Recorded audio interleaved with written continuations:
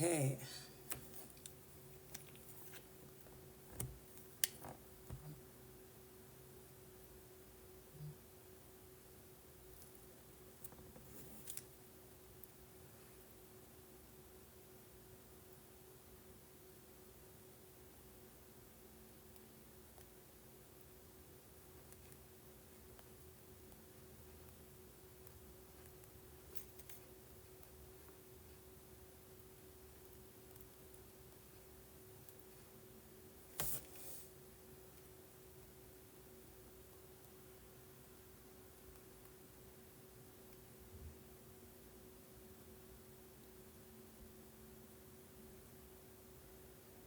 I'm waiting for my co-host.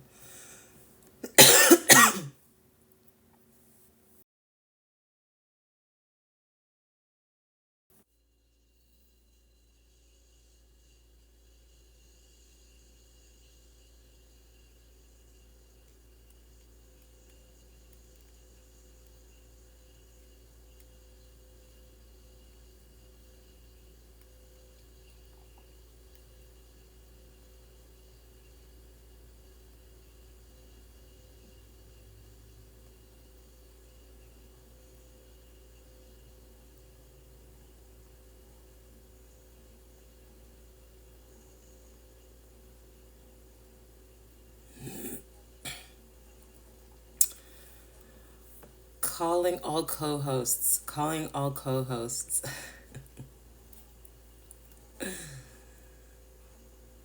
Girl, where you at?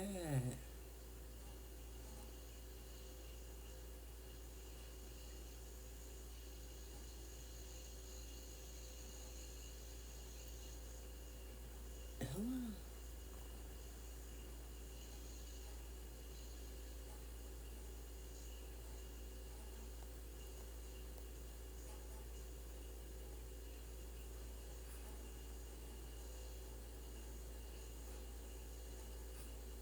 Girl, where you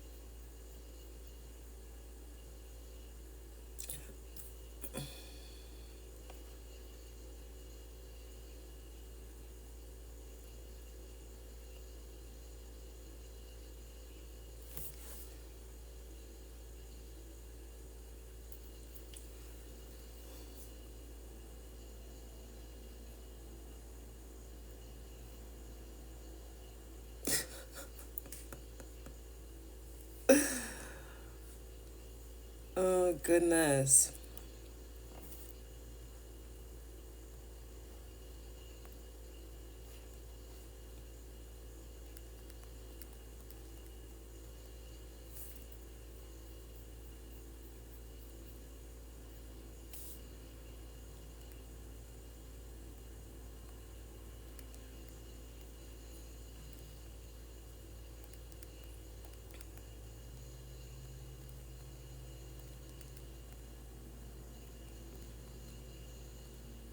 Are you in my live?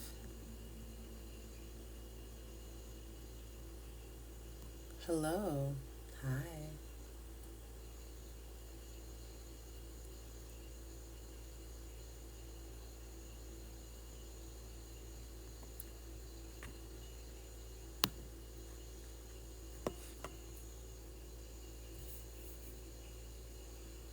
Un poquito, por favor. Un poquito.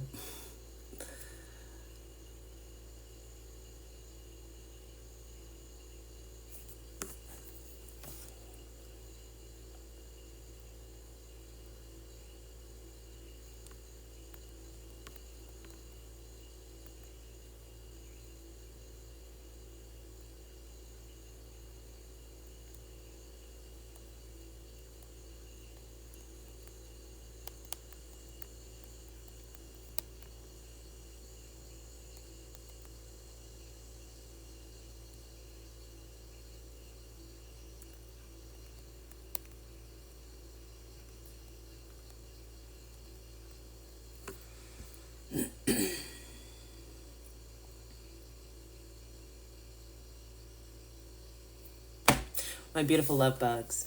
What is going on? Ooh, the sun is hitting right. Hi. Hello. My beautiful love bugs. I am waiting for my co-host. I don't seem to find her on here. She just messaged me.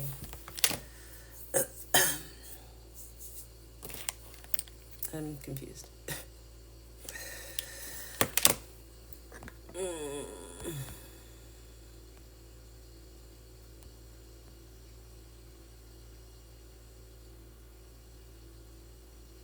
Or was she in here? She wasn't in here.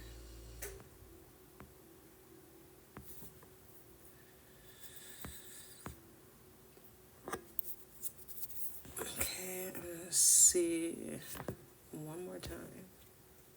Ooh, I love your picture. Guided allure. That's pretty.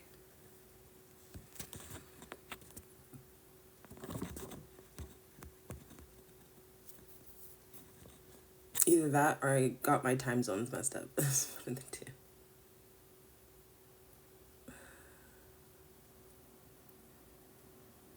Well, I wanted to talk about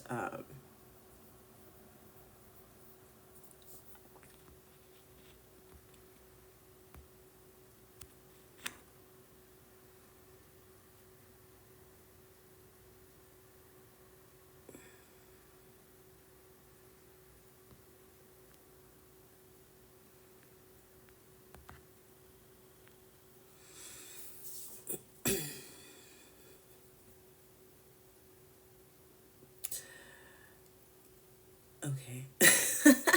I wanted to talk about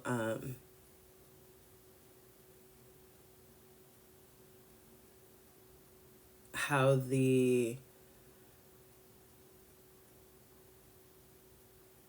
artistry has changed so much where people just kind of imitating other people. I'm not sure what happened to my co-host here. She's not online. I did have a co-host. We may need to, I guess, reschedule for a different time, or I don't know.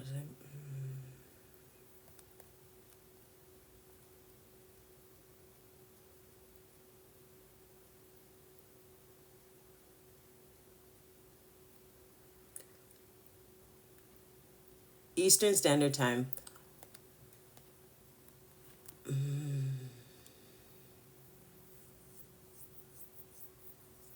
I'm trying to remember. Guys, what time is it Eastern Standard Time?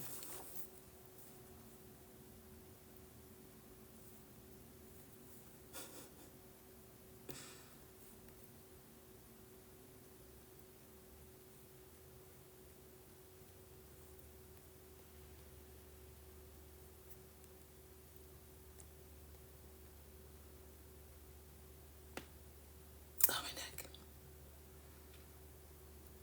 Because that's not good. I'm not...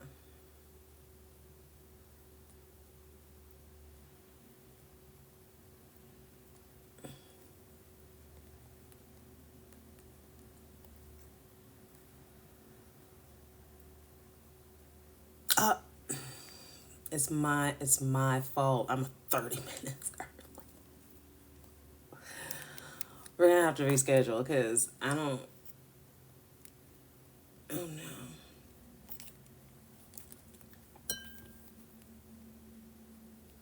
That's why, because she's getting ready. Okay. See, this is what happens to me. I'm always 30 minutes early. So natural.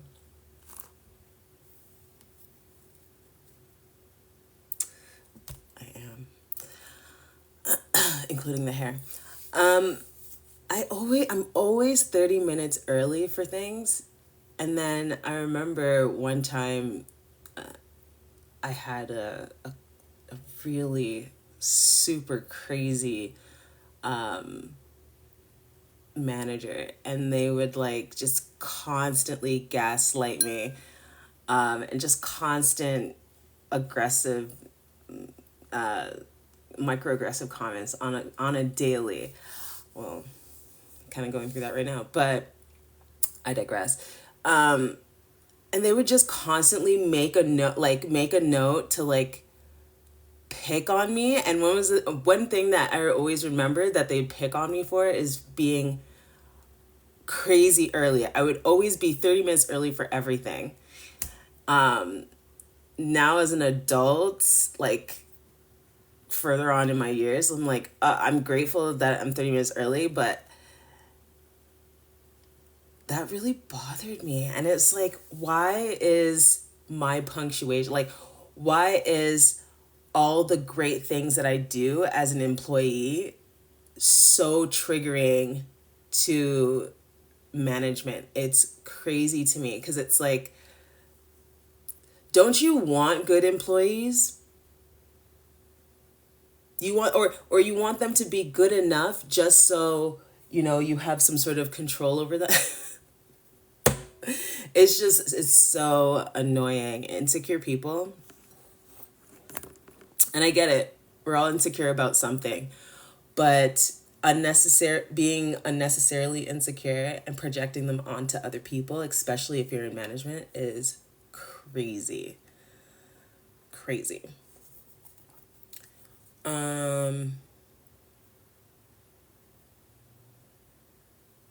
Yeah, and then she would pin people against me, like, oh, Tiona's doing this, you should do more like Tiona. And then people get mad at me for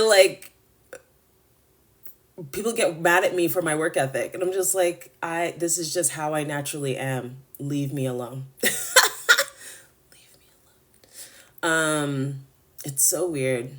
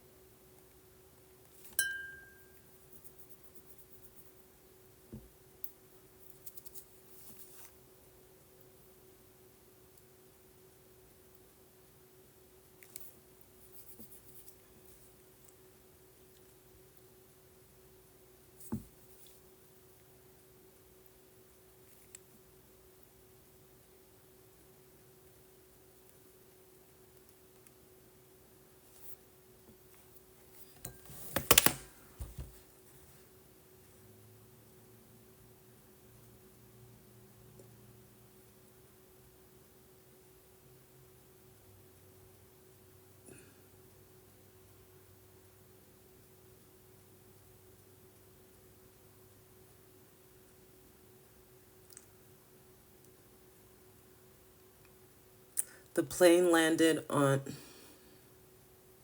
You got me. Where did the plane land?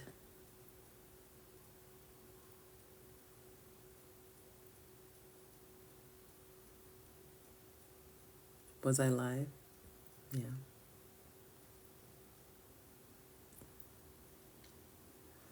I never represent, baby. Do no wrong. The song's stuck in my head.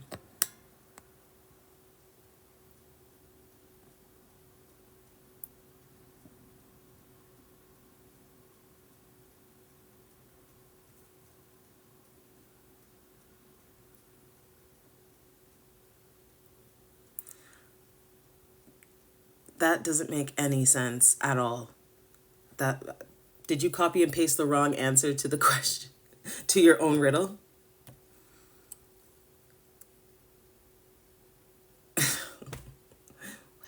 No. Oh, because yogurt took first place. I don't get it. And I guess it's not really funny if you have to explain the joke, right? I'm sorry. Maybe it's me. Maybe I messed up the joke by not even understanding what you're talking about.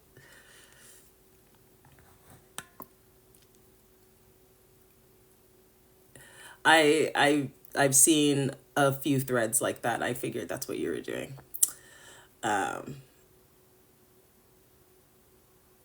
Still don't get it though. All right. Where do I live? I live in the mountains, in the Rocky Mountains in Canada.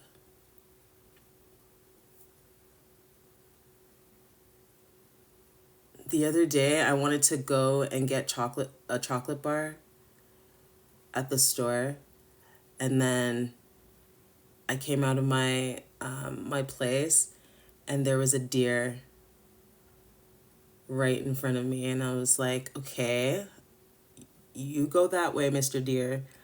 I'm gonna go this way. And then I turned the corner, and then there's 3 more deer. I'm like, okay.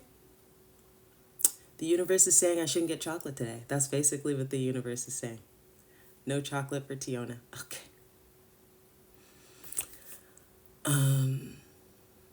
If I was able to have better service in, like, you know, on the trails, I would definitely do a live with you guys so you can see the mountains. It's beautiful. And it's beautiful.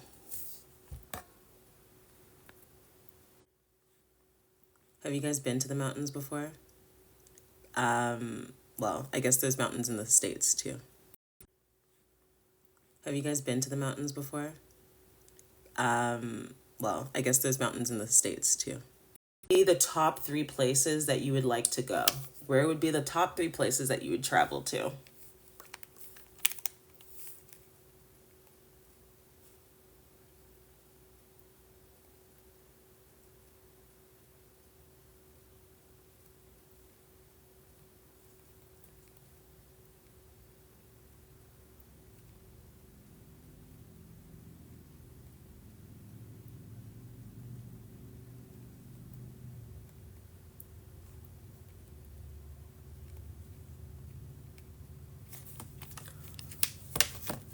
Top 3 places that I would love to. Okay, so I'm actually gonna write this down in my journal while I say this.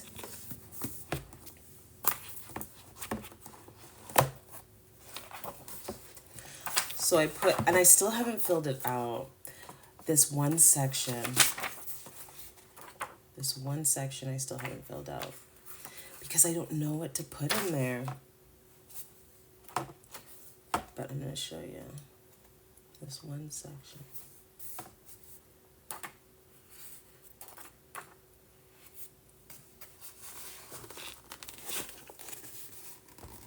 Can you guys read that? Probably not.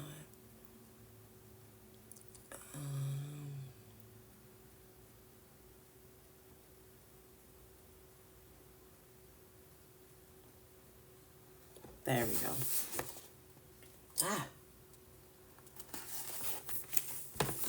Help me fill out my vision board.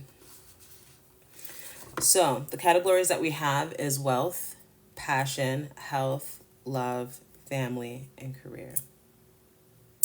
So I'm going to put this in the category of passion because traveling is my passion. Oh, sorry. Can you hear me? Passion. Traveling is my passion. So I think I'm going to put it in there. Where do I want to travel to? I want to travel to Mexico. I want to go to Tulum specifically. I want to go to Tulum. I want to go to Greece. I want to go to Tulum. I want to go to Greece. Where else? Where else should I go, Francisco? Francois. Let's see.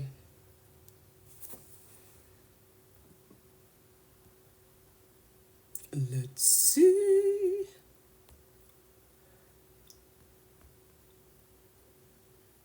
Okay, I'm going to put Tulum. No, I'm just going to put Mexico.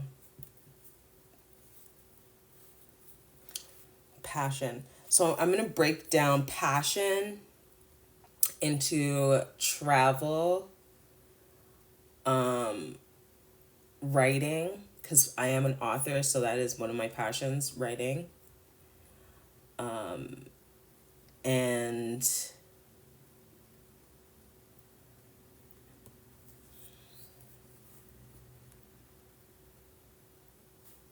yeah, I'm going to do traveling.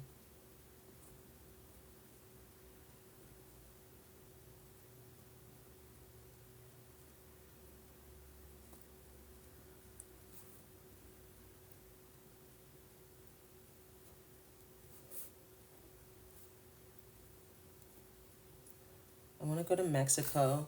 My favorite place to go is that I've been to is Hawaii. That's my favorite place that I've been to. Hawaii. Um, Hawaii. But anyway, Mexico. Where else should I go, Lori?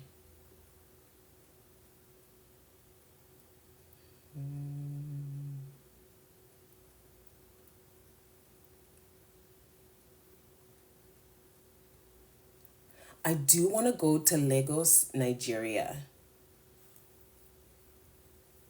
Let's put that on there.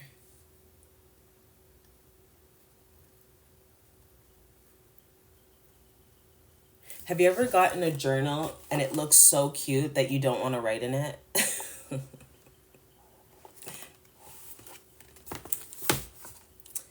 um, so I want to travel to Mexico. I want to travel to Nigeria. I have a friend in New Zealand. I want to travel to New Zealand.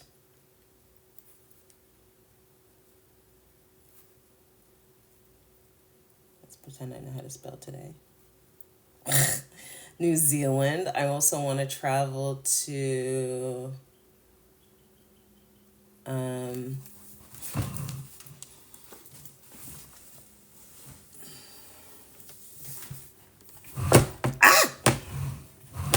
I also want to travel to I love the sun, it's beautiful.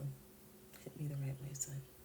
Oh, Mr. Sun, sun, Mr. Golden Sun. Where else do I want to travel to? Has anyone here been to the Rocky Mountains in Canada? Has anyone been to Canada? Okay, let's start there. Have you been to Canada?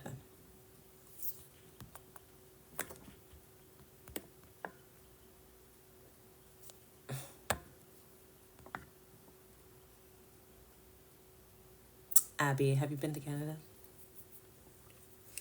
All right, so here we go.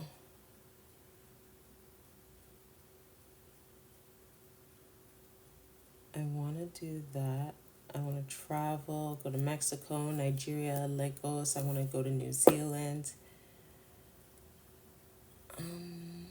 Of course, Jamaica.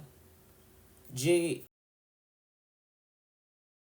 C A Jamaica.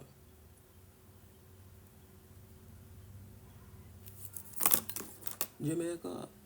Jamaica. C A Jamaica.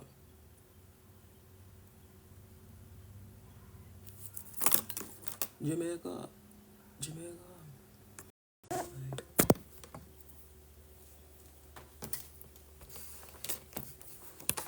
Can you guys see me?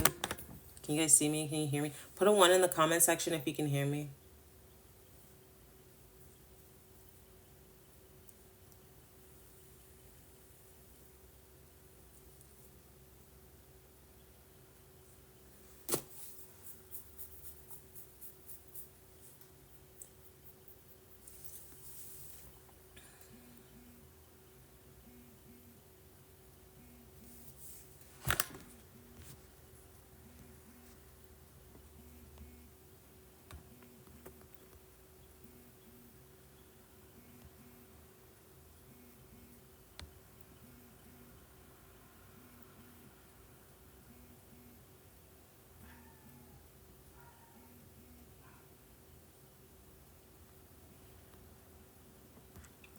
So, this show that I'm creating, I've always wanted to have a safe space for women to be able to freely speak their mind. There's so many areas of our lives where people shut us down and make us feel less than, that there's not a lot of places where people are like genuinely want to hear what another person wants to hear, right? Another woman wants to hear. And I feel like every single woman, and it's crazy, 1 out of 5 women, I think that's even changed. 1 out of 5 women have been raped in their life. But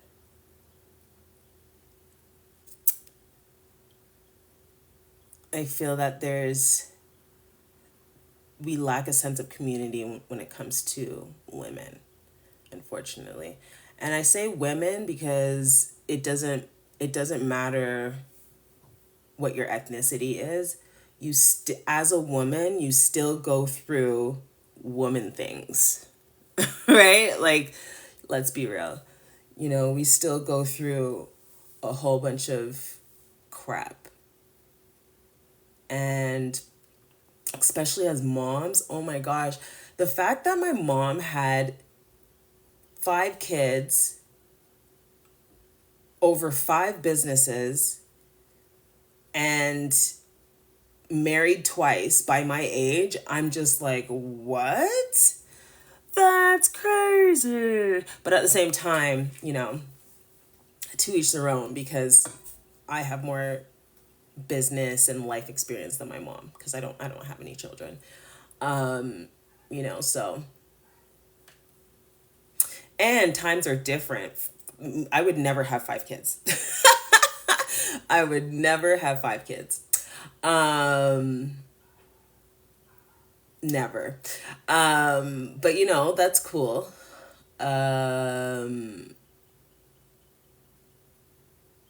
I feel like the main thing is that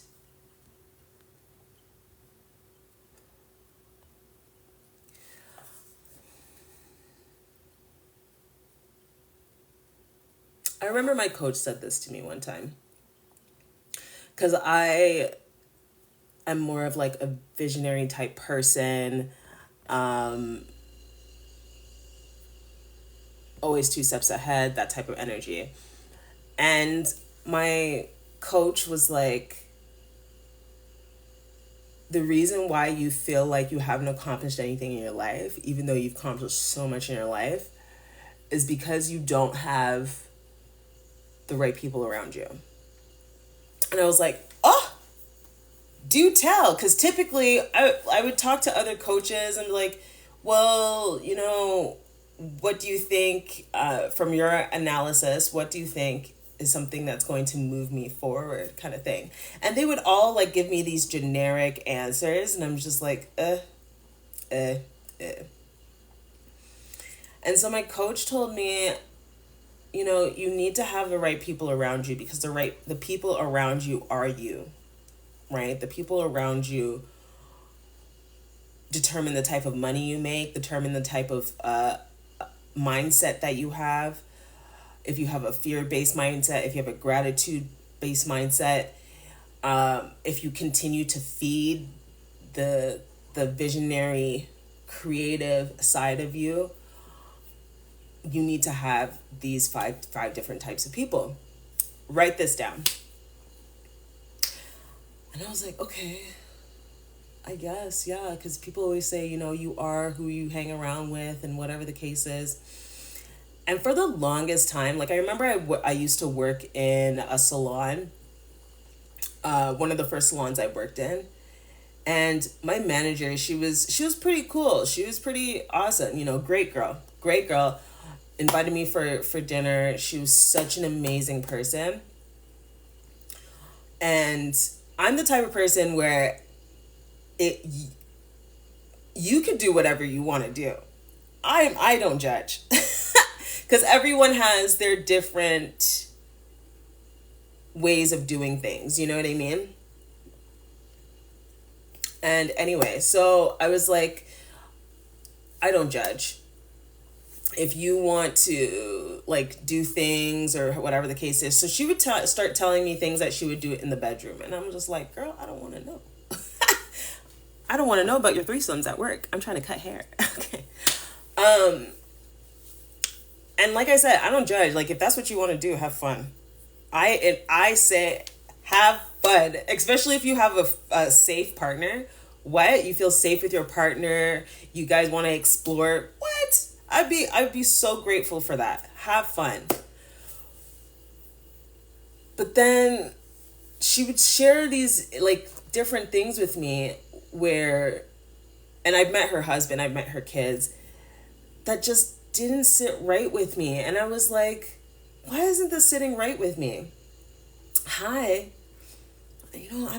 I'm such a non-judgmental, but why isn't it sitting right with me? And then I found out the reason why it didn't sit right with me is because she would start to like have these conversations of like coercing me to do things or whatever. And I'm just like, that's why I feel uncomfortable. You could do whatever it is that you want in your life, but when you start to pressure me to do things, I think that's not right. Like, that's just not right.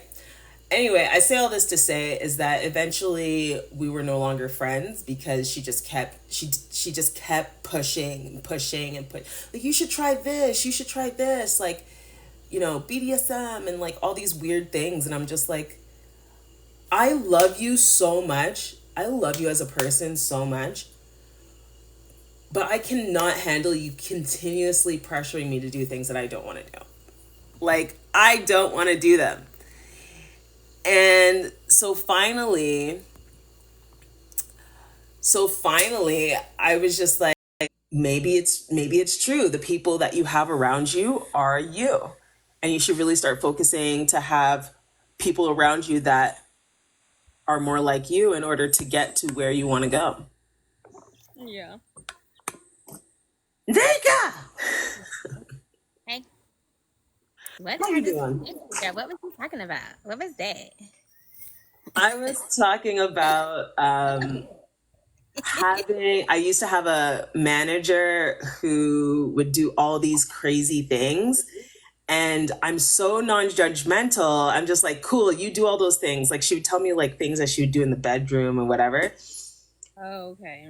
And then she would like try to like push me to do these things. And that's where I was like, I draw the line. Like, I'm cool with whatever you want to do in your bedroom, but and it came down, and that's kind of the time that I realized that the people that you have around you are you. You know what I mean? Like, I would never push anyone to do random things like that.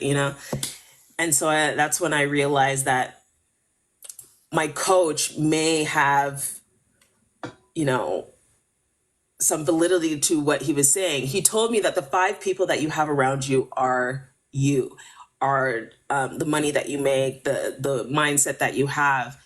To have a cheerleader, a family friend, a best friend, a coach, and a lover. Those are the five people to have around you in order for you to um,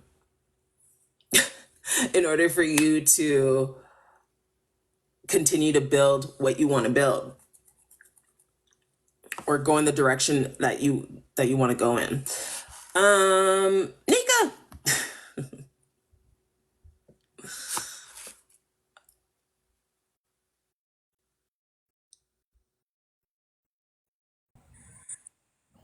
Oh, there we go. There we You go. look so cute. Thank you, girl. Thank you. Do I look good? Because I want to look like I smell good. Well, you look good. I guess you are good. How are you? I'm good. How are you? I'm good. I'm trying to stay out of trouble. Okay.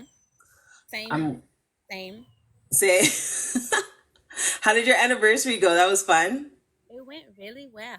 I think he like might be obsessed with me or something because here he come right here. Like I think like he must have planned being off work so he can see me do this. He had somehow, some way, he's here. He just brought me a straw for my water. He's such a good man. That's a good man, Savannah.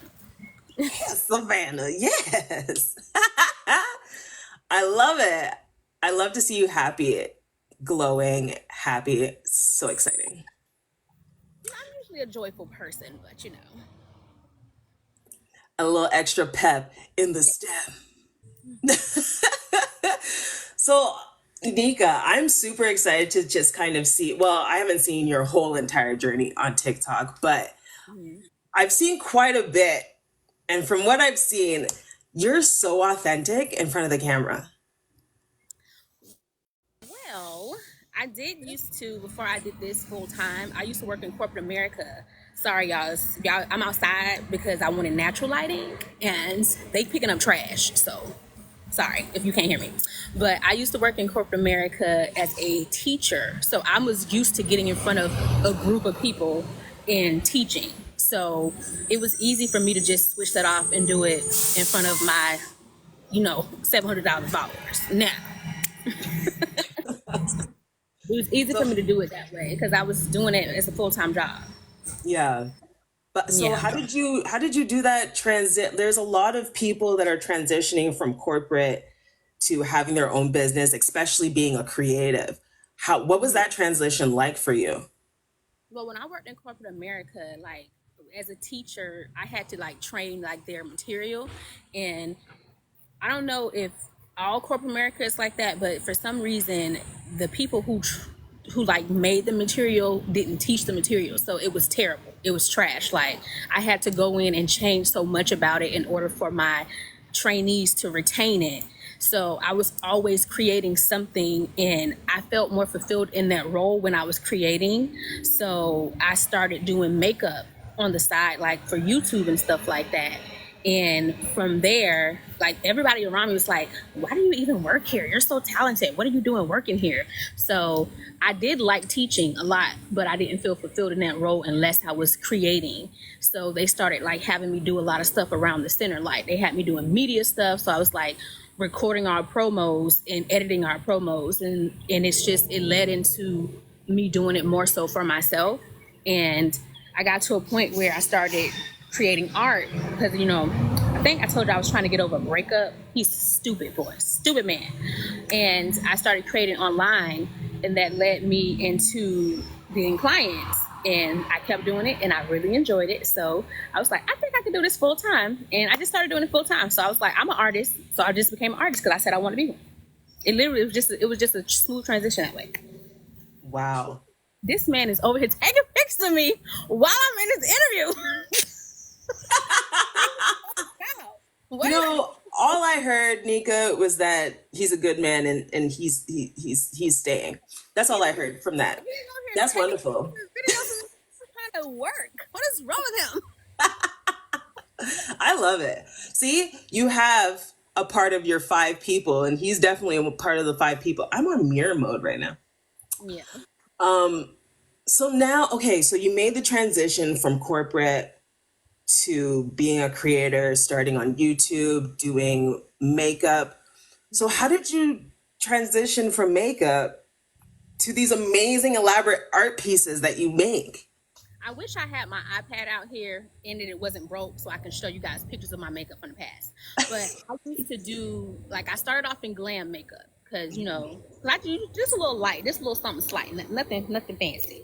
But I started off doing glam and it wasn't challenging enough. Like, I'm a true Capricorn. I have to be challenged all the time. And I always like, it's almost like I have to add some level of you can mess this up in order for me to enjoy myself. So I started doing face painting, like special effects, learning how to like create blood and gore and stuff like that. Hold on, my lighting.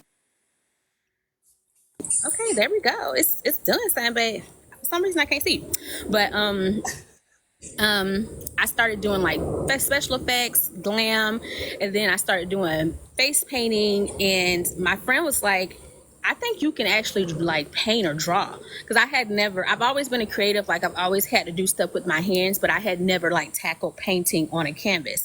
But I was painting all these elaborate things like on my face and my body and on other people's bodies. Like I was obsessed with the moon. So I would have like beautiful scenes of the moon and stuff on my face or my body. And she's just like, there's no way you can't do that on canvas if you can do it on like your chest is nowhere near as big as the canvas would be. So I gave it a try and I was like, oh my God, y'all, I can be an artist or something like that. So that's how I transitioned because I was already an artist, but for makeup, I just switched my canvas and switched my medium. That's amazing. Um, for The people that are super excited about their craft, their paintings. I know this amazing local lady, and she takes pictures of the Rocky Mountains. Hmm. But she's like, this is my fun thing. This is not. And she's just starting to like make money and have it as a business. So it's like, how did you like switch your mind to be like, okay, this is no longer a hobby. Like I love doing this, but like now I need to make a living in order to keep doing In it. order to do it. Well, so the craziest thing is like when I transitioned, when I decided that I was gonna, I'm sorry, my dog nephew is out here and my actual baby out here too. So I'm sorry, y'all. This is my real life regular. But I started off saying that I was gonna be an artist, so I immediately started charging. I immediately was just like, okay, I painted that and I'm gonna charge for it because I said I was gonna be an artist. So that means I need to be a paid artist. So I created a piece and it was Juneteenth 2020. Only reason I remember is because my family usually has like a big celebration because we black. And we were having a celebration where we had a manifestation routine where we would write our manifestations on a piece of paper and tie it to a balloon and release it into the air and hope it come back to us. Now, at the time, I was doing makeup and I was manifesting a career in creation.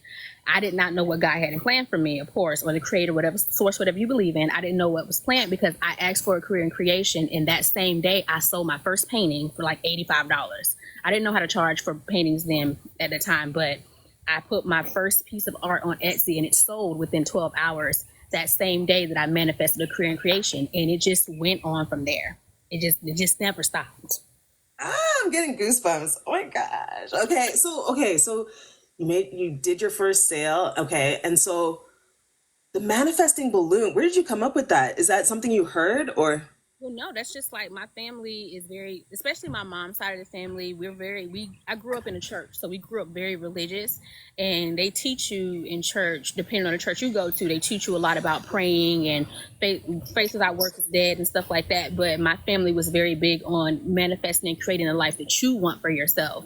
So we decided to have that as a part of our Juneteenth celebration because it was about freedom and us actually being free. So we just wrote everything down. The crazy thing is, I used to write prayer notes because I didn't want people in my business when I was talking to God. So I used to write all my stuff down, but I never knew that I was manifesting at that time. Like, I remember I manifested my very first car off Craigslist for like, my first car was a very nice car at the time. It was like a 1998 Dodge Intrepid. I paid $400 for that car.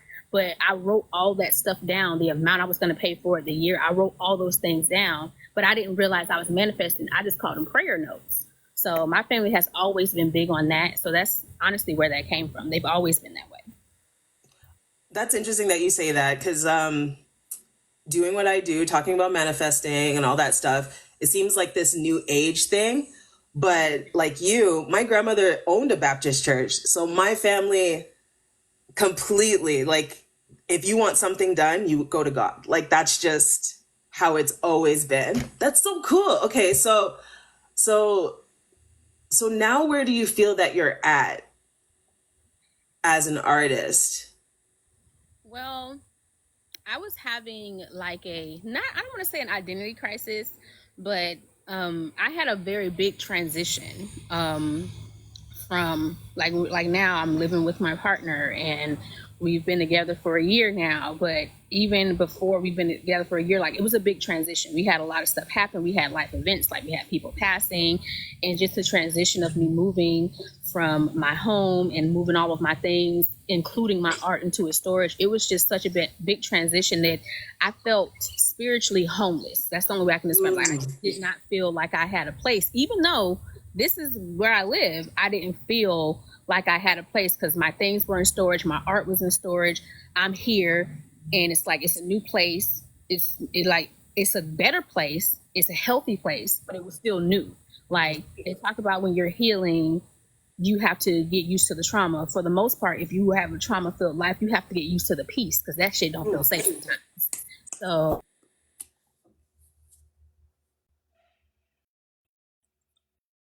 you have to get used to the peace. So I was in such a peaceful place that it's not that it didn't feel safe, but it did feel very unfamiliar. So I was at a place where I almost quit creating in April. Like, I had not created from December of last year until April of this year. And that's a very long time for me. I was still selling art. Like, people were purchasing my old pieces, but I had not created anything new at all because I didn't realize how changes, good or bad, would affect me or my creativity. I didn't understand how it would change me. So I was at a place where I almost quit. So it's like now I had to get back to creating, like, okay, you grew up in church. You have David and you have Goliath. And people were offering David his weapons, and he was just like, no, I'm going to use this slingshot. Like, is this what God gave me? Like, God told me to use this. I felt spiritually homeless because I was trying to do things that were not what God didn't give me to use. I became an artist and I went viral for geode art, but I was so stuck on other forms of art because I didn't feel like it was good enough. And it wasn't until I got back to what got me to this point that I felt grounded in my creativity. So I went back to doing like fluid art and geode art. And it's like, I had to get to a place where I don't have to niche down as an artist. I've never really niched down, but I was trying to, and that was my problem. Like, I've always been the type to challenge myself creatively, and I wasn't doing that because I was trying to stay stuck on one specific type of art when I became like well known as an artist because I am well versed in multiple mediums. But I was trying to focus on one thing and I felt stuck, and I didn't realize I was creating my own stagnate. I didn't realize I was the block. I didn't realize I was. I was just like, I don't understand what is happening. Like, I just don't get it. But you're not doing what God told you to do. And so I feel better now, but it took, like, I was gonna quit. I was just gonna walk away from it. I was like, I don't know if I'm gonna be able to keep doing this because I didn't feel sustained as an artist to keep creating because I was like, I don't think I can keep doing this. Like, I don't think I can keep trying to create and nothing's coming from it. And usually I feel like I get paid multiple ways as an artist. Like, I enjoy the process. So for me, that's a form of payment.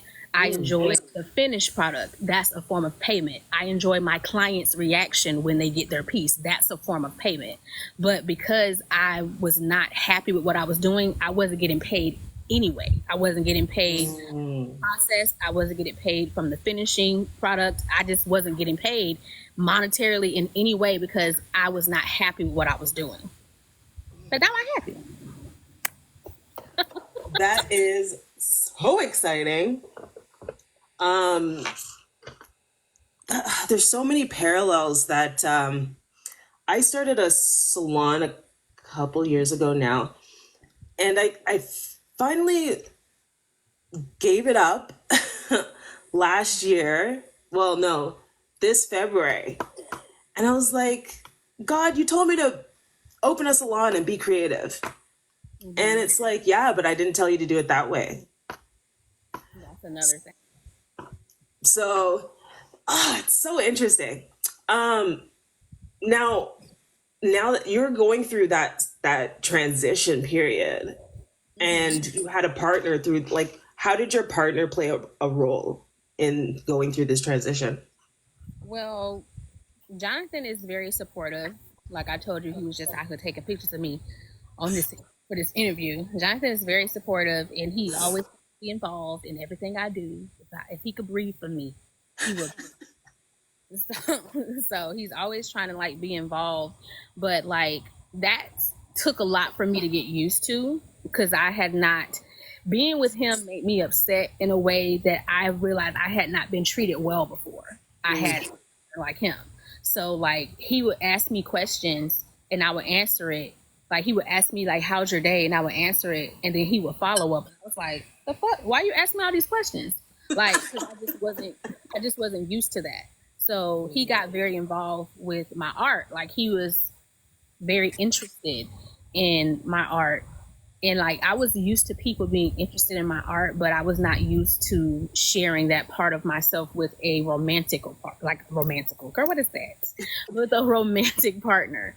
So that took a lot for me to get used to. But he is very supportive, and like honestly, a lot of the stuff that I am doing now is because I'm not gonna say he pushes me, but he don't let me slouch. He asked me so much about my work, and him just asking me about it, it makes me like, at first I was like, I don't want to tell you nothing. That's my business. Why you ask my business like that? Because I've never had a partner ask me that kind of stuff. Yeah. But now it's like, sometimes I be excited. Sometimes I still be questioning him, like, who sent you to ask me all these You the ops.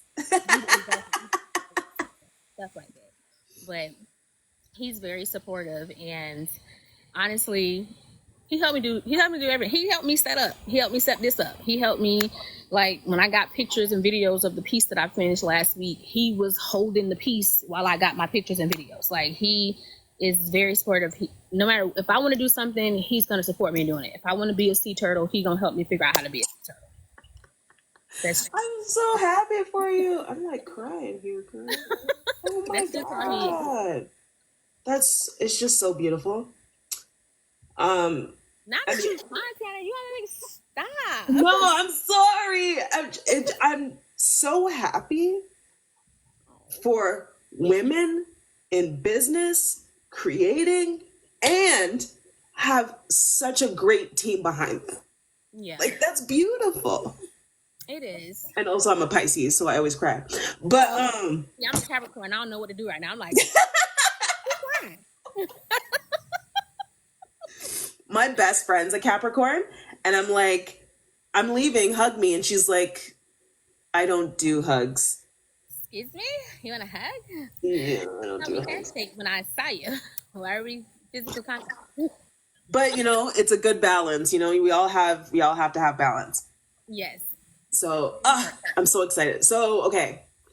Do you have some artwork to show? I do. I only have the one piece that I plan to give away today. I only have that sitting right in front of me. Is Jonathan out here? Because there's two pieces he could bring out here. But where he is? Lennox, go get your daddy. Lennox, go. Is he in this live? He might be in this live. Is he? Let me see. He might be. No, he not in here. No, okay. Hi. Oh, I sent someone an invitation. Sorry, I sent that by accident. Lennox, go get your daddy. Okay. If he come back out here, I'll tell him to go get those two pieces. So this, so Color Bomb is so as an artist, like, I do collections, of course, but then I do series sometimes. And basically a series it's like a collection where everything in the collection or the group of pieces have something similar to each other. But for me, a series is like something that's open-ended. I never really finish it because, like, a collection is complete. Like, these pieces all go with this collection. But for me, a series is kind of like a collection. It's just never ending. So Color Bomb is a series I started in 2020 where it's like these black and white with bursts of color in geometric line work. And I started in 2020, and it's just, we went from Color Bomb Part 1, and now we on like Color Bomb Part 11. So I'm giving away Color Bomb Part 11 today. Oh, that's so pretty. Oh, there we go. There go the color. You can see the color. I've seen the, like, turquoise ones that you're working on. Like, so pretty. Okay, so for anyone who is in this live, you get a chance to win this giveaway. And basically the way to get this giveaway, keep tapping on the screen and actually put in the comment section giveaway, and we're gonna see who's going to actually win this. Hey, I'm such a Pisces, guy. Such a Pisces. Okay. Well, we're gonna show the other ones too. He's gonna go get them out the closet for me. Okay. Oh, I have a piece. I have a geo piece I guess I can show because my next shipping day is on Friday, and I have 2 geo pieces that I have to package. One of them is huge, so he can't bring that out here. But I mean, he could. He could stand behind me. But I'll see. We'll let's talk him into it when he get over here. You got to talk him into it. He's a very shy man. He doesn't like to be on camera. Okay, so when he come over here. Tiana got a question for you. Okay. Come in. Tiana, ask your question. Tiana, ask them. Hello, hello, hello. Welcome. So I was asking, what are some things that you do to support this beautiful lady? I can't see you. What do you do to support this beautiful lady? And so what is it like dating a creative? It is different. It's I don't know. I do like it. I do like it.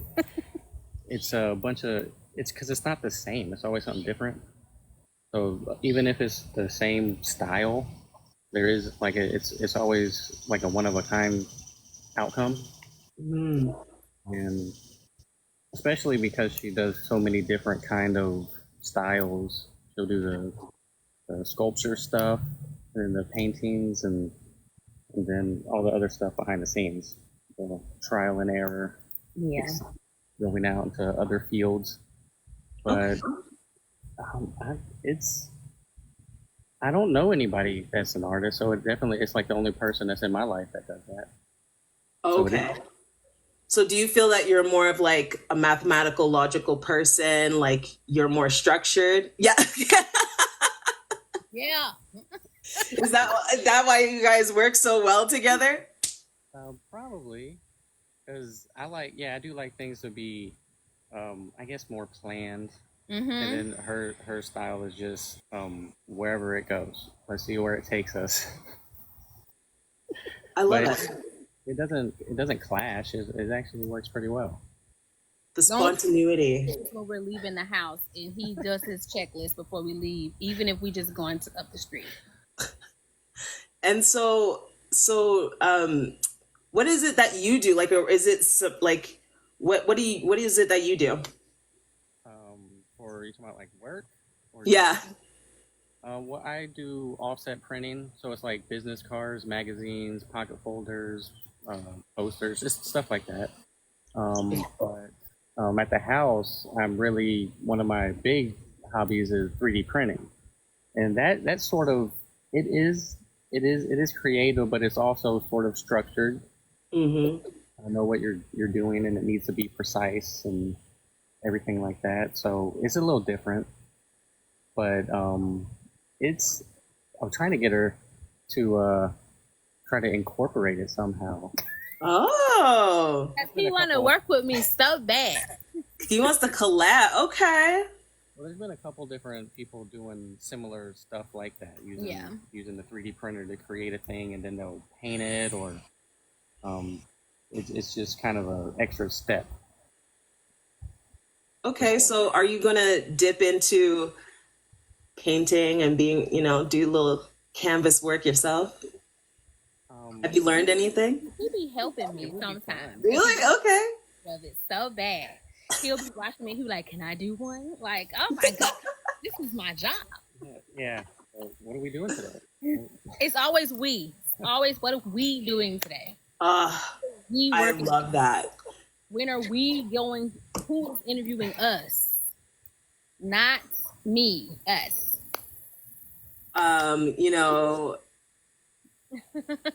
My father always told me when men start talking like that, he's a keeper. Yeah, because he's thinking of the unit. He's thinking of the unit. What's best for the unit? Can you do us a flavor? What's up? Will you get me that purple geo piece? The small one. Mm-hmm. So I have a small geo piece that I can show you guys on live. But here goes some other pieces of art. Hold on, my bracelet trying to hate on me. So this is Color Bomb Part 8. It's red. It's a little bit bigger. So this is 8. I wonder if you can see like the. Because I remember the other ones had speckles of glitter in it. Sometimes I do like the little ting-a-ling-a-ling or something like Yeah, that's what you call it. Yeah. Much bigger. Oh, that's beautiful. Yeah, this one's much bigger. It's not That's bad. beautiful. It's so beautiful. Thank you so much. Thank you. But yeah, he is very supportive. I can see like him. You asked him about the whole mathematical thing. He is very analytical. So like sometimes like he said, I'm like whatever goes with the flow. I've learned that with fluid art, sometimes you just have to let it do what it do and see what happens. And the outcome, he cannot do that. He can't do that. You got to make it perfect. There's something to be said about because I was dating someone similar, but wouldn't, like, very, very rigid, wouldn't budge. Oh my gosh, that's so pretty. Look at that. It's rosy. I sound like it. That's so cool. Is that like I see? I don't know. Is that acrylic over top? Is that poly? This is resin. Resin. Okay, resin. Okay, it's beautiful. Oh my gosh. Yeah. So this one is going out to I think Virginia, on Friday, and then it's a bigger piece. I don't know what that was. I'm not gonna lie. So how do you get out there? Well, besides TikTok, of course. How do you expand your reach with your art? If I'm honest, I don't. I am a firm believer in I am not paying for any promo. The talent is the promo.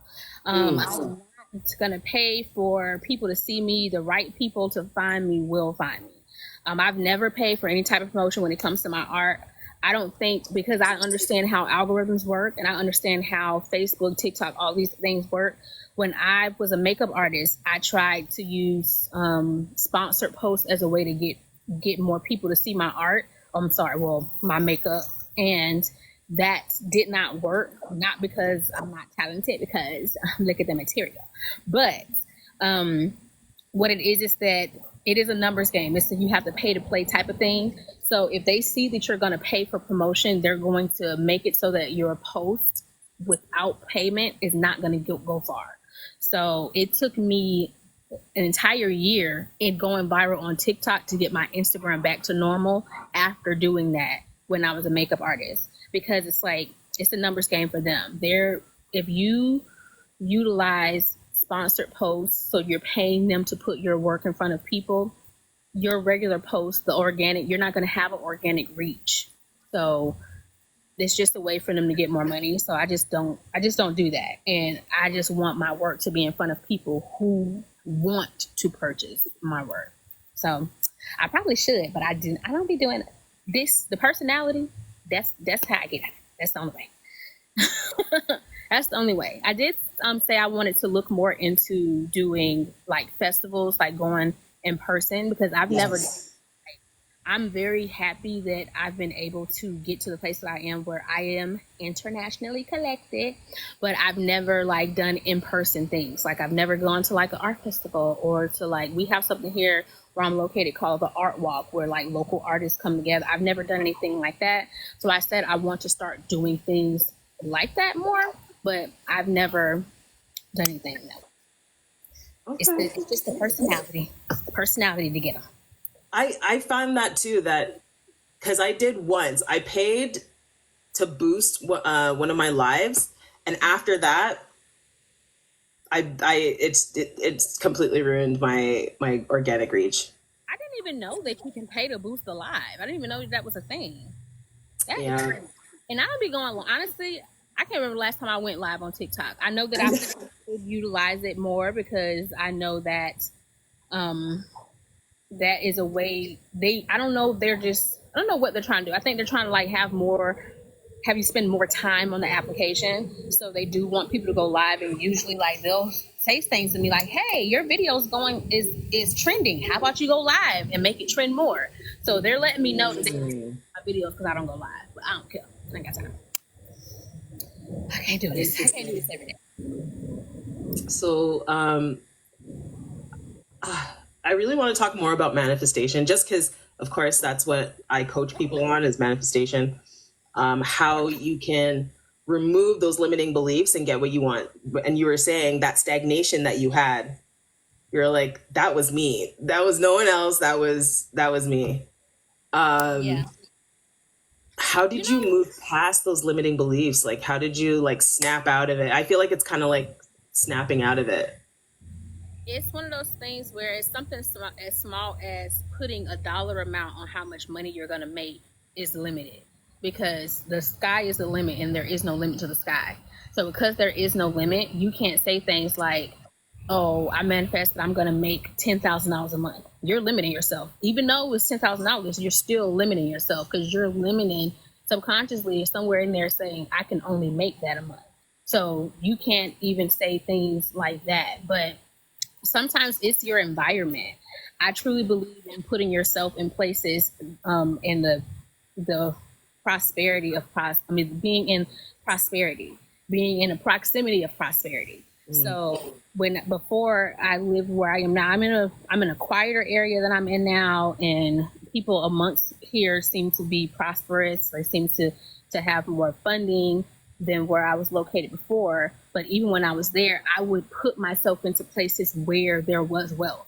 So I would go and when I would go to the store, go grocery shopping, I would not go grocery shopping where I was located, because I know that's not where I wanted to be.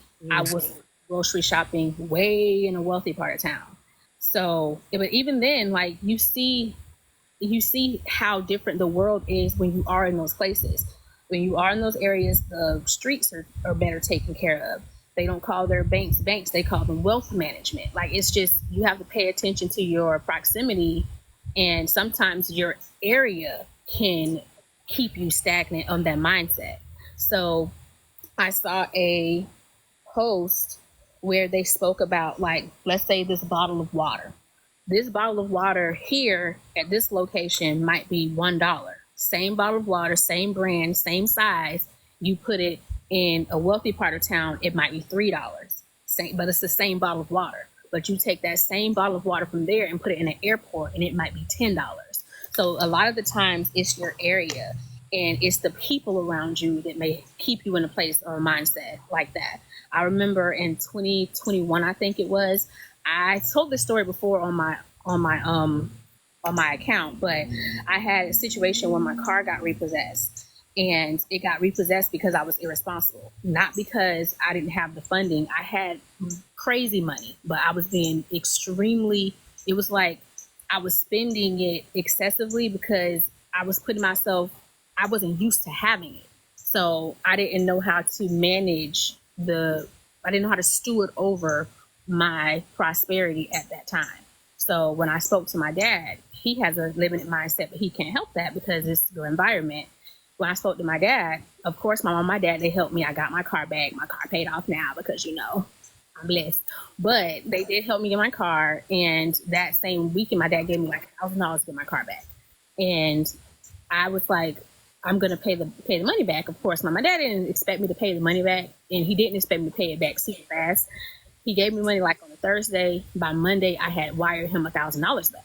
And he's just like, why did you do that? Like, I was like, because I was paying you back. I told you I was going to pay you right back. And he was just like, well, I don't think it was wise for you to quit your job. You shouldn't have quit your job, because what I'm doing now as an artist, like, they talk about struggling artists and everything like that. I didn't consult with any of my family before I did what I did. I just decided this is what I wanted to do, and I did it. So there was no questioning me on what I wanted to do. But being an artist and not depending on a 9-to-5 job, that's just not something a lot of people in our position would be comfortable doing. If I'm honest, that's why I stayed in corporate America as long as I did, is because I knew that I had talent and I could bet on myself, but I had become so dependent on what they were giving me that I did not take that chance on myself. So had I not got let go from that job, I would have probably still been working there, because I kept making excuses as to why I would need to stay. Like my friend kept asking me every day, when are you going to quit? When are you going to quit? And I kept making a different excuse every day. It wasn't until I had no choice but to bet on myself. So when my dad said that to me, I recognized I had a limited mindset and belief system because he had one.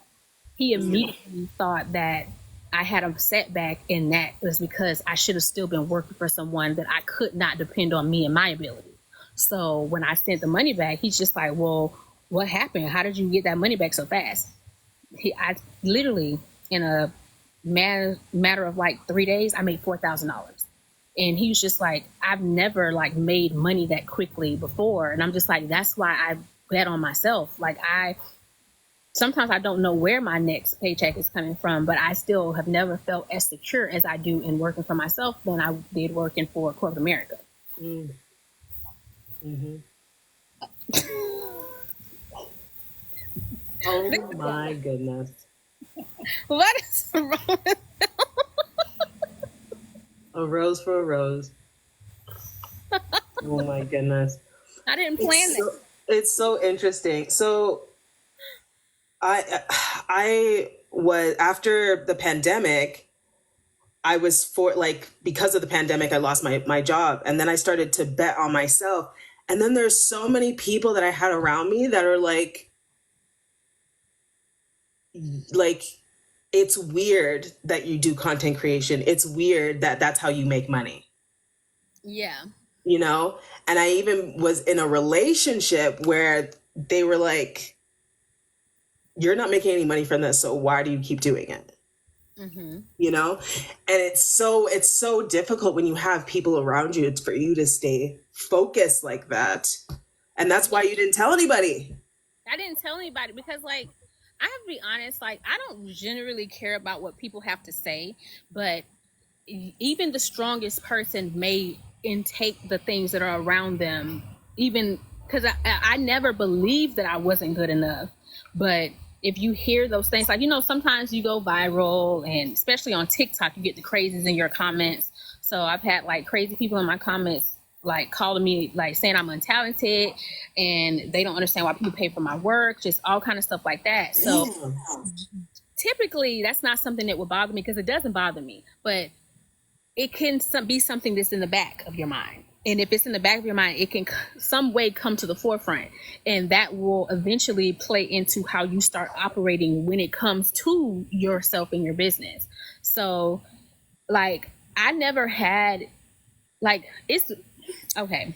My mom's side of the family, they've always been like supportive, because even when I was little, even when I was a kid, they would always say like, Nika gonna be famous. She gonna be famous. They would say it all the time. So that I've always had that like mindset that I was going to be like, not, I don't want to say it.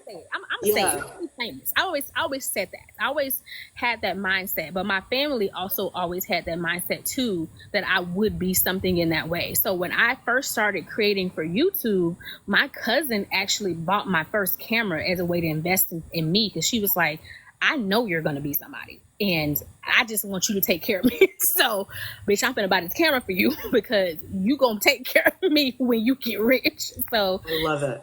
She always, like, my family always were supportive of me in me being this person. But it's like one of those things where it's like, I think they didn't think it would happen as quickly as it happened. And I also didn't think it would happen as quickly as it happened. I had put all of my dreams on a moon. I shot them on a rocket to the moon. They felt so far out of reach to me. So I remember being in a place where like, I'm like, oh, I can't wait till I'm getting PR. I can't wait till I get brand deals. I made it seem like it would take me years and years and years to get there. It wasn't until I act like it was around the corner that it was really around the corner. So I stopped saying things like, I can't wait to saying, thank you so much for all the brand deals I got, God. Thank you so much. I cannot believe I'm getting all these brand deals like that. I started talking in that way as if it was already here. So when I started talking in that way, things shifted in that way. So you have to be stronger. Your mind and your free will has to be stronger than like those fears.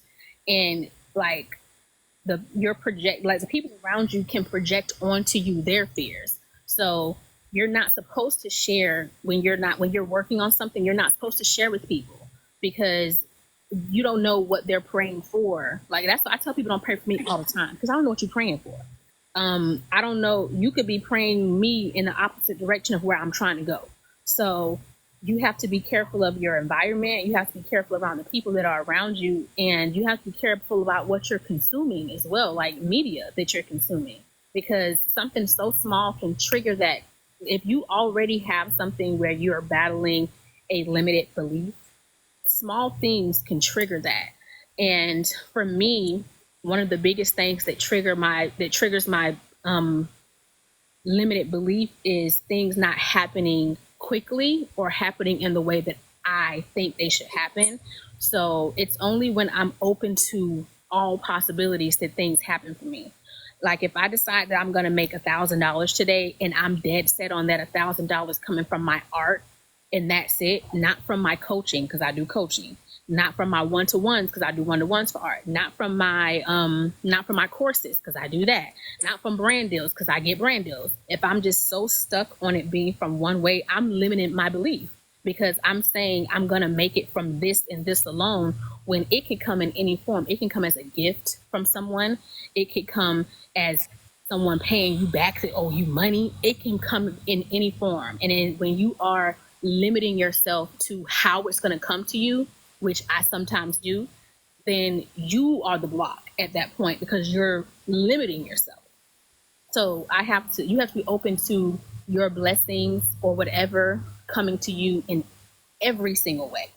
Mm-hmm. Like I used to say all the time, manifesting a house. I did not know it was going to be because I have a partner who has a house. I always thought it was going to be because I bought a house, not because he bought a house.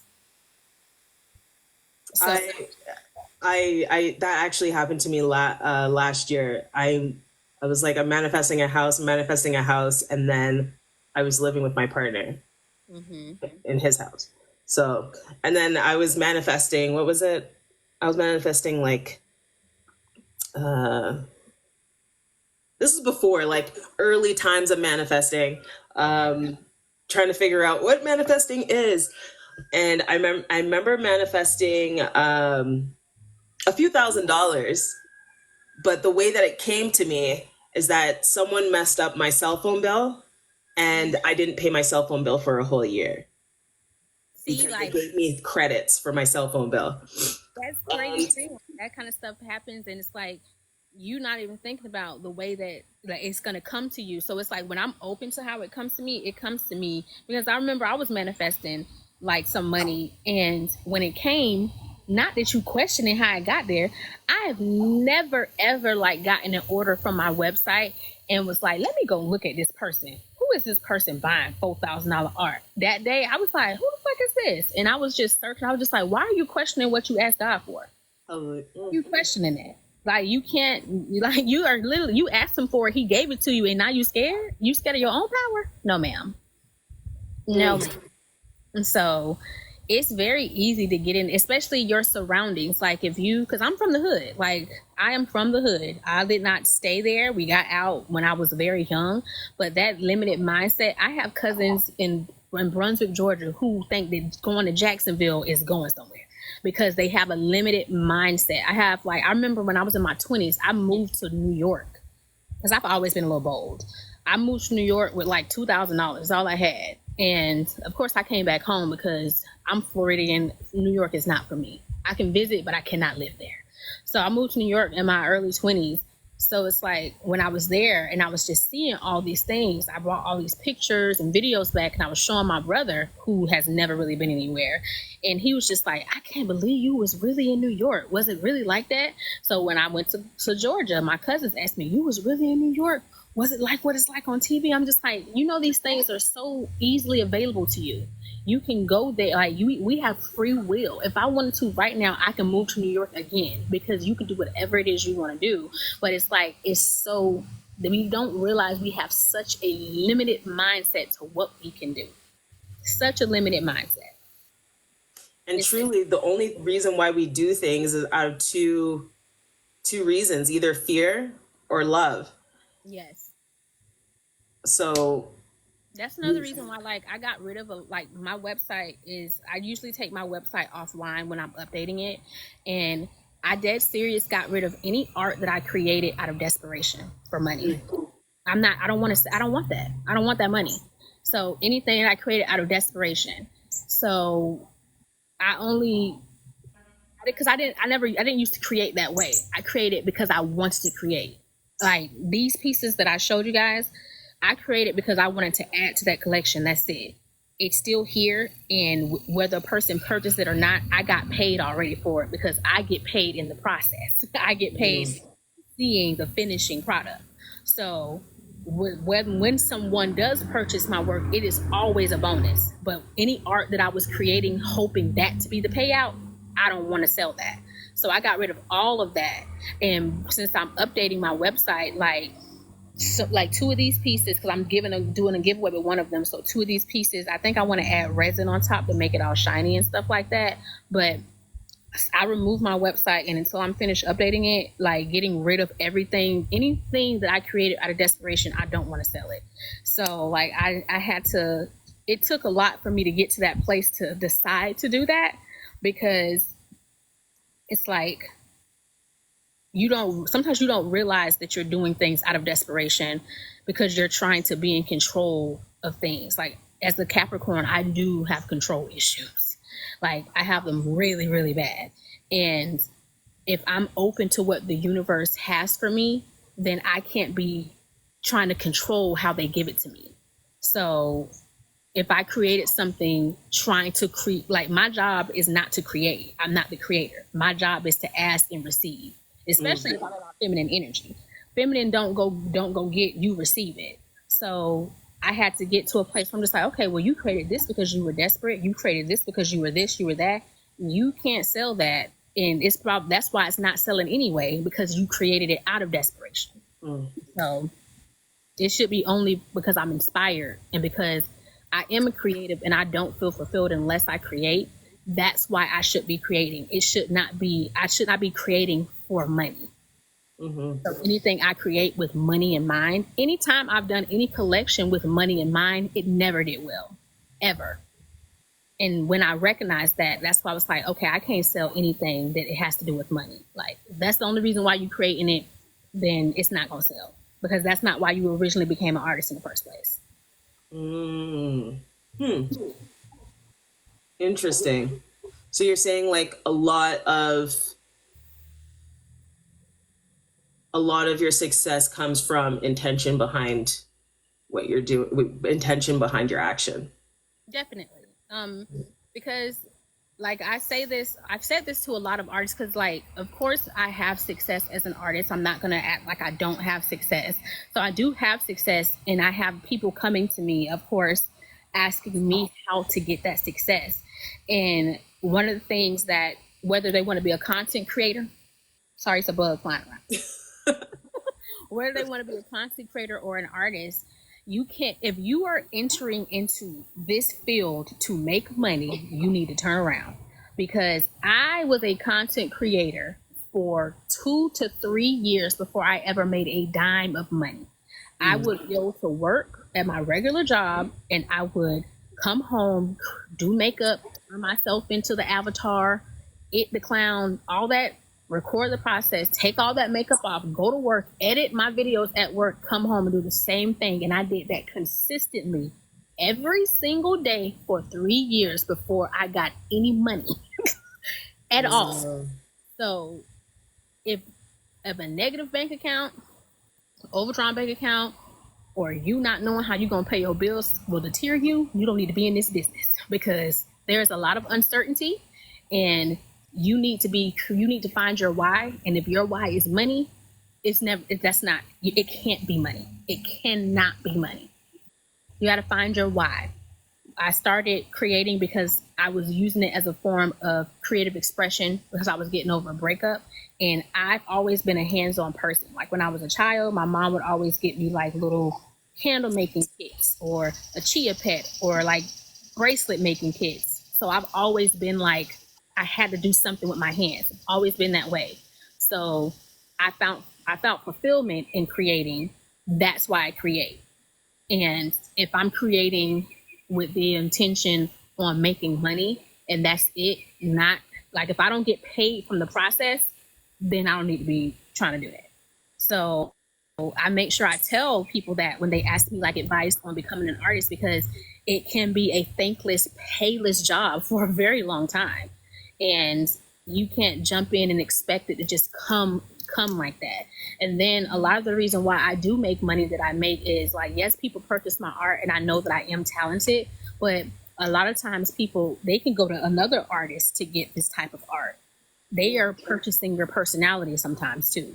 So if you don't have that, like, have the want to get in front of a camera and talk and all those things, it may be more difficult to get your work in front of people if you're going to use a platform like TikTok. TikTok likes personality. So sometimes it's difficult for people to use this platform to push their work out there because they don't want to get in front of a camera at all. They want to be a faceless account. And it's difficult for faceless accounts to make money on it. It depends on the aesthetic. I'll take that back. Yeah. Like, because you have faceless accounts for, like, you know, the aesthetically pleasing girlies, the finance girlies, like they can do that kind of stuff. But as an artist, like for me, I had to get on here and be my authentic self in order for my work to be put in front of my audience, like the people that I want to purchase. So I know it sounds cliche, but just be yourself. That's the highest vibration, the highest form of vibration is authenticity next to gratitude. So I 100% believe that. Well, that gravitated me towards you being authentic. I was like, I'm tired of all these fake. I'm not gonna cuss. I'm tired of all these fake people. You know, we need something else, and you know, we need authenticity. We need to feel it. Yeah. So being from the hood, because I actually don't tell a lot of people that I'm from the hood, but I don't mind because talking about it. Yeah, I don't mind. I feel like because I'm still her, but you know. Okay. I feel like because I've worked in so many predominantly white areas or rich areas, you know, it, especially being in corporate, yes, you have to like hide certain aspects of yourself because they try and trigger you with being from the hood. Definitely. My supervisor, because when I worked in corporate, I worked for healthcare. So I worked for United Healthcare. When I first got in, I was on the phones and I said I wanted to be a trainer. I became a trainer within a year. And from there, I got a different supervisor. She was my supervisor for my last 4 years working there. She was a Caucasian woman, but she knew how to play the mother effing corporate game. So I used to get in trouble when I first became a trainer. I used to get in trouble because I am authentic. So I didn't know how to play the game. I didn't know how to be, as she called it, fluffy. I called it fake. I didn't know how to do that. So if I did not like somebody, I would let them know that. However, I was still pleasant. Like when I was on the phone, like when we would have like disgruntled customers calling in, I would never have bad scores because like somebody was listening to my phone call. They was just like, you say the most like annoying shit in the most pleasant way. So it's like I knew how to deliver it. Like I'm gonna tell you about yourself, but I delivered it in a way that I can't get fired and you can't take a piece from it because you know you being an asshole on this phone. You know that. So I was always telling people about myself, and she was just like, "You can't do that. You got to learn how to turn it on and off." Like because I heard you talking to her, and basically I was getting, "Bitch, I don't like you," and I was just like, "Cause I don't like her," and she was. You don't like her? And I was like, well, why not? We're all grown-ups. Why can't we just tell each other how it is? So I've always been a very honest person. It wasn't until I started working in corporate that I learned that you don't have to be brutally honest, because why do you have to be brutal when you're honest? You don't have to do that. So I had to learn how to because I was younger too. When I became a trainer, I was the youngest person on our team. I was like 26 or something, 25 or 26. And I used to have to train people who were much older than me. I got people 50, 60 years old and they got to listen to me. and I had to come in, and I'm cute. I'm like a little baby face. They didn't want to listen to me. So I had to come and lay the hammer down on them sometimes. But I was still a very fun, I was like the most fun trainer they ever had. Like I always had super high test scores and super high like evaluations because people always had a very good time in my class. But I had my supervisor told me I had a very fine line, and I walked it very well of being relatable, but also still being corporate. So, like, I don't know if, like, I know how to get up and talk all prim and proper, but I'm not going to do that. Like, I'm not, like, I'm going to talk like I have sense, but I'm not going to get up here and be fake with y'all because y'all don't even want to be here. Like, y'all don't even want to be here. Like, no one wants to be here. We're working. This is not a fun environment. So we got to try to make it fun some way. So I did have to have the, code. I had to, talk, like, be like code switching. But for the most part, I try not to.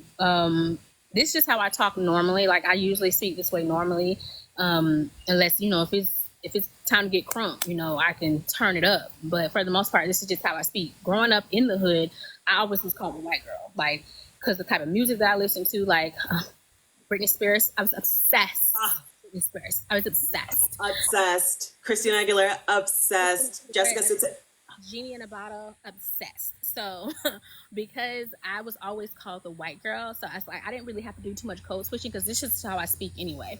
But I still needed them to know that I was black, working in corporate. Like I need y'all to know that I am a black woman.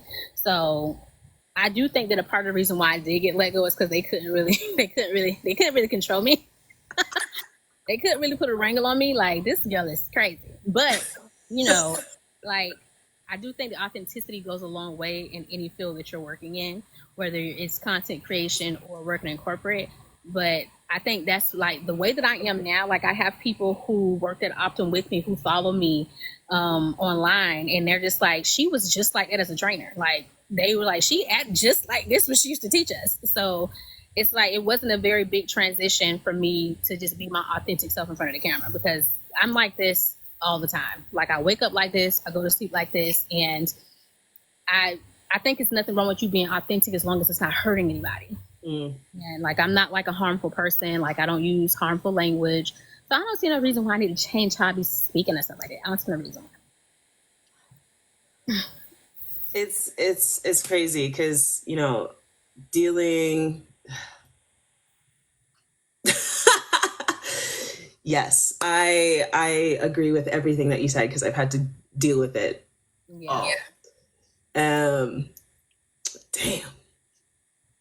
And now I live in the Rocky Mountains, and I moved back to the mountains and working with a salon here.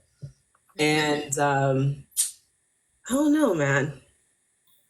I miss me. Yeah. I had to, when you're like depressed, it's easy to lose yourself when you're depressed. Because I found myself like got to a point where I wasn't really doing my hair. Like, I do my own hair for the most part because I'm not going to be paying nobody $300 to do my hair. But, black girl magic, we're going to find a way to do it. So I usually do like my own hair stuff, but I do my own nails for the most part. I wasn't doing any of that. I kind of was I was not being myself. Like it was because I felt so spiritually homeless. It wasn't until I started doing stuff like, okay, I got to do something. So like, I'm gonna start with doing my hair. And when I had did my hair, I was just like, okay, I feel like I'm getting back to who I am. It's like I'm getting back to my footing. Okay, so let's create some art. So it's easy for you to lose yourself in like a depression or a trauma or something like that. Especially like with the world it is now, it's like so much inflation and then the politics and all these things. It's easy for people to get depressed because of everything that's happened around us, and then it's easy to get lost in that too. Lost in the sauce. Definitely. I feel that. So what's next? Now that you've a good man over there taking the trash out. Look at that man. Okay. Look at that man over there doing yard work. That trash out. Yes. For all the men that are watching, you don't understand. When you are taking care of business, it just does something to us. And please take note. Please take note. Okay? Anyway. Oh, that was another question. Okay, I'm gonna ask this question, another question, and then we're good. So a problem that arises when I'm doing readings, as you guys know, I do energy readings. I'm an intuitive coach. I help people with their limiting blocks. And that's the other reason why I came up with this show, because I feel like we don't openly talk enough about what blocks us as women, and we don't have a safe space for that. So I get this question all the time, Nika. How am I like making money, successful, but it's very difficult for me to find a guy that's secure within himself in order for me to shine the way that I do. So I hate to sound cliche, Oh. and this is going to sound cliche. It's going to be weird coming from me. When I was younger, if a person were to like ask me like where you see yourself in 20 years, I've always been a very career-driven person. So not that I didn't see myself married or any, I never. It's not that I never saw myself with a partner, but I did not see a relationship or a partner. I didn't see that as a goal at all. I'm sorry, I never saw that as like a goal. So when people would ask me like, "What are your top 5 goals?" and I would say like, "Oh, I'm gonna do this, I'm gonna do that, I'm gonna do that," and they're like, "Well, what about a husband and the kids?" I'm just like, "Well, he in there somewhere, I'm sure. Like, I'm sure he'll be there somewhere." I didn't see it as like a goal for me to attain. Yeah. So I never really focused on these men. I just really did not. And when I say cliche, I think that you will find the person when you're supposed to. I really do feel that way. The only reason why I say that is because I was very guarded with Jonathan when we first started dating. And for him, like Jonathan, like we met on a dating site. We met on a dating site, and Jonathan's very shy. He's a very shy person. We met on Bumble, and you know, women have to make the first move on those sites. He would have never spoken to me first because he's nervous. He would have never spoken. So had we not met, first of all, we lived within 5 to 10 minutes of each other most of our life, and we never knew. He lived so close to me. So close to me. We were so close to each other, and we've never crossed paths with it. We went to the same high school, never crossed paths with each other. And it's like you meet people when you're supposed to. I really feel that way. So all of the things that I saw, like you ever saw that sound on TikTok when it's just like, I'm a hoe, I'm a pimp, I got kids. I mean, I got 5 kids. I'm their daddy now. I'm broke. I got bread. I'm homeless. He was like that. It's like anything I said, he was like, "Oh, I got that. Oh, I'm this. Oh, I'm that." So it's like no matter what I tried to put out there as an avoidant attachment type of person, he always was there to kind of like combat that. Like, girl, please, you saying that, I don't give a fuck. I don't give a fuck none of that. Because this is what I want. This is what I want to be. So I do feel like it happens when it's supposed to happen. It's a dog right here. Sorry, my animal. I do feel like it happens when it's supposed to happen, but I also think that it shouldn't be a goal either. Because for me, if I was to spend the rest of my life not in a relationship in peaceful, because that's the thing, like, I didn't want to be with anybody that didn't bring me peace. Like, because I was in relationships where I would be so stressed out, and you always worried about what this person is doing when they're not around, and you want to check their phone and stuff like that. Like, that's stress that I did not want to have at all. So for me, I had decided that if the person didn't bring me peace, I don't want to be in a relationship at all. I would have rather been by myself for the rest of my life. I literally planned on being by myself. I planned on being a single woman. I would date, because I was still going on dates and stuff like that. I would go on dates, and you know, I'm feminist, so I like to go on dates. So I like people pay for my dates and stuff like that. But I didn't have to be physical with anybody. Like, I don't, because I'm not going to say that. Sometimes you don't even finish, so it don't even be worth it. It don't even be worth it to be physical with people. Sometimes you date such selfish people sometimes where it's only about them. So it's like I planned to be by myself, and if I was going to be with some person, they had to make my life better in some type of way. So I decided that, and it's like when I decided that that's what I wanted to do, I'm like, okay, I'm trying to date right now, and I'm going to look for a person who is going to make me happy or something like that. That's when that actually came to me. but I didn't plan. I could not have planned this at all. I could have never planned. He don't. He don't want to go. He want to stay with his money. When we I could have never. sometimes when we sorry, go ahead. I said I could have never planned that, but it's like I just didn't. It was never a goal for me because I don't think some people may see it different, but I don't see a relationship as like a goal. Like I don't think that's something to attain. No. Like I never, but I also never saw it as something to attain. I'm happy that I have a relationship, but it was not like when I think of a goal, I think of weight loss. So I think of eating right. I think of owning a business. I think of your career, but I've never saw a relationship as a goal to attain. I never saw that. I 100% with you, Nika. I've never ever thought of it as a goal. I just know in my mind, like all cognizant knowing that that's going to happen eventually. But That's who. you're so cute. That's who. You're so cute. How old are you? What's his name? He is 2.5. That's who won't leave me alone. I'm gonna get a dog. It's you know. See, all those things, like when I say they happen the way they're supposed to, like Jonathan had a dog from like 15. He had a dog for like years, and the dog passed away. And then like his dad passed away a year before we met. So it's like when he met me, he got another person and the dog. It's like everything happens the way that it's supposed to happen. Because he was just getting to a place where he wanted to get another dog, and he met me, and he didn't have to get another dog because I came with a dog. So it's like everything. I really feel like it falls the way it's supposed to fall. We had so many. You ever heard of the invisible string theory? It's like where they say like your partner or your soulmate, it's like you're connected in some way. Like we had so many of those things. Like his birthday is November 22nd. My mom's birthday is November 22nd. His brother's birthday is my brother's birthday. Like it was just so like my mom and my dad was born in January. My mom was born in November. I'm born in January. Jonathan's born in November on my mom's birthday too. So it's like we had so many like coincidences. It's like, this is who I'm supposed to be with, but if I would have met him prior to me healing myself and getting to my place where I do feel like women, specifically in America, we go from living with our parents to most of the time when people move out, it's like they move out with their boyfriend or their husband or their kids, and they never really live by themselves.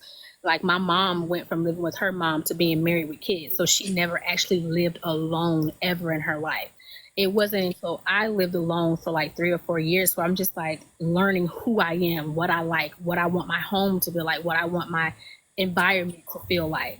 And I feel like that like 3 or 4 years while I was by myself, like no one else around me, I got to know who I was. Had I not gone through that, I don't think me and Jonathan would have lasted because I would have ran him away. I would have ran him away in the beginning because he just was asking so many questions. He was trying to get to know me, and I was like, "What the hell is wrong with you?" I was in a situation very similar, but the reverse. Like he was avoiding attachment, and it just came to the point where it's like, okay, I'm gone. Like I'm done. Like you want to keep pushing me away, I gotta go because this is too much. It's a control issue thing too. Like I would do that. It's like if in my brain, I feel like it's not you that I don't think it's gonna last with. It's just because past relationships didn't work. They always end, and if they're gonna end on my terms because I pushed you away. That's not a good mindset. I'm not bragging on it, but that's just literally how my brain was. It's like, well, if he gonna leave me, I might as well leave him. Well, okay. So once again, I'm an intuitive coach and he knows that, and so I actually had to sit down with him and have this conversation of like, I know that this is what's going on. Mm-hmm. What are we going to do to change it? And it was just boom, even that made it even worse. I was just like, I can't keep this too much. Me and Jonathan have one of my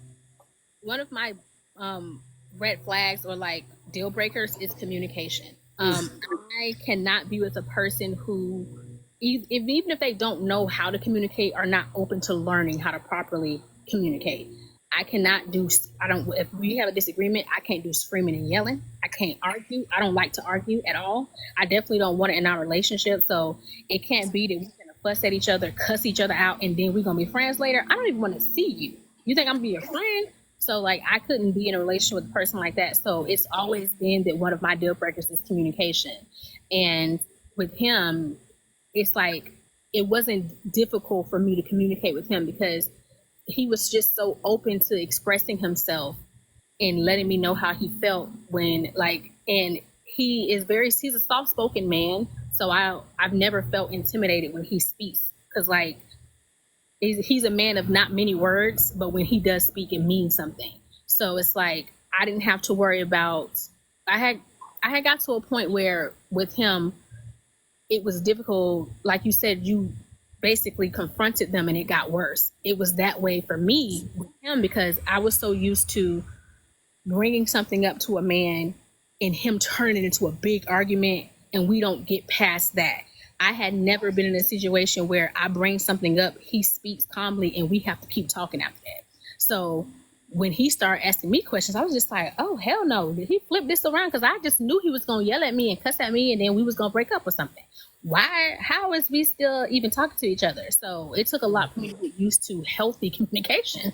Even though that's what I wanted, I had never gotten it. So at first, it was creating a problem because I was like, am I the problem? Because why am I getting mad that he's communicating healthy? And that's what I wanted. It was just, I just had never been treated properly. And I didn't know that I had never been treated properly until I was treated well. I never knew. I just thought that was just how guys were. And then your environment, like, I'm looking at my friend go through things and she's having problems, and I'm seeing my mom upset at my dad. I'm just like, this is just what it's going to be. And I had decided that I didn't want to be with anybody because I saw everyone else around me going through shit. And I was like, well, I'm just going to be by myself then, because clearly I ain't got no patience for these men. But it wasn't that. It's like, you meet the person when you're supposed to. But a lot of it, when you do the proper healing, you'll attract the proper partner. And that's what I had to learn, honestly, when I was with him. I agree. When you do the proper healing, and that's the thing, it has to be on both ends. You know, being with a healed person is triggering. It is. It is very triggering because you have to learn how to deal with, especially if you're used to like trauma, you have to learn how to deal with the peace, because like it doesn't seem safe. Like, you're waiting for the other shoe to drop. You're waiting for something to happen. So it is triggering. And the thing is, like you talk about, like, for the most part, you manifest, and that's what your tips are about. For a year before I started even dating, my manifestation, one of them was about my partner. Me and my friend, my best friend, I don't know if she's in here because I did see her this live. Her name is Christian, my best friend Christian. We do a slideshow that we make for like the new year, and it has like your spirituality, like what you want your spirituality to look like, what you want your personal relationship with yourself to look like, what you want your relationship with a partner to look like, what you want your friendships to look like all those things. And we make like a slideshow, and we call it Becoming Her. So we do this every year, and we've been doing it for the last 2 or 3 years, where it's like we make this basically vision board slideshow about what we want our lives to be. And one of the things that I wanted to have is manifesting daily. So I've been manifesting every single day for the last like 4 years. And one of the things I would say to myself every day, even before I started dating, was I thank God for a partner who effortlessly protects and provides while making me feel safe and at peace. So before I even got this person that I met with now, I was manifesting that for a year. And when I got that, I was like, oh my God, I manifested the exact partner that I wanted. Yeah. I said it literally every single day. And I wasn't okay, shameless plug here, but I created a gratitude journal, okay? And that's literally what this journal is. Every single day, you write down who you're moving towards. You write down what you're grateful for. I'm grateful that my husband's going to be like, he's going to want to communicate with me because he knows that our connection is worth it. Get used to actually writing that down. You can go to my website, get the journal. But the other part that you were talking about earlier, how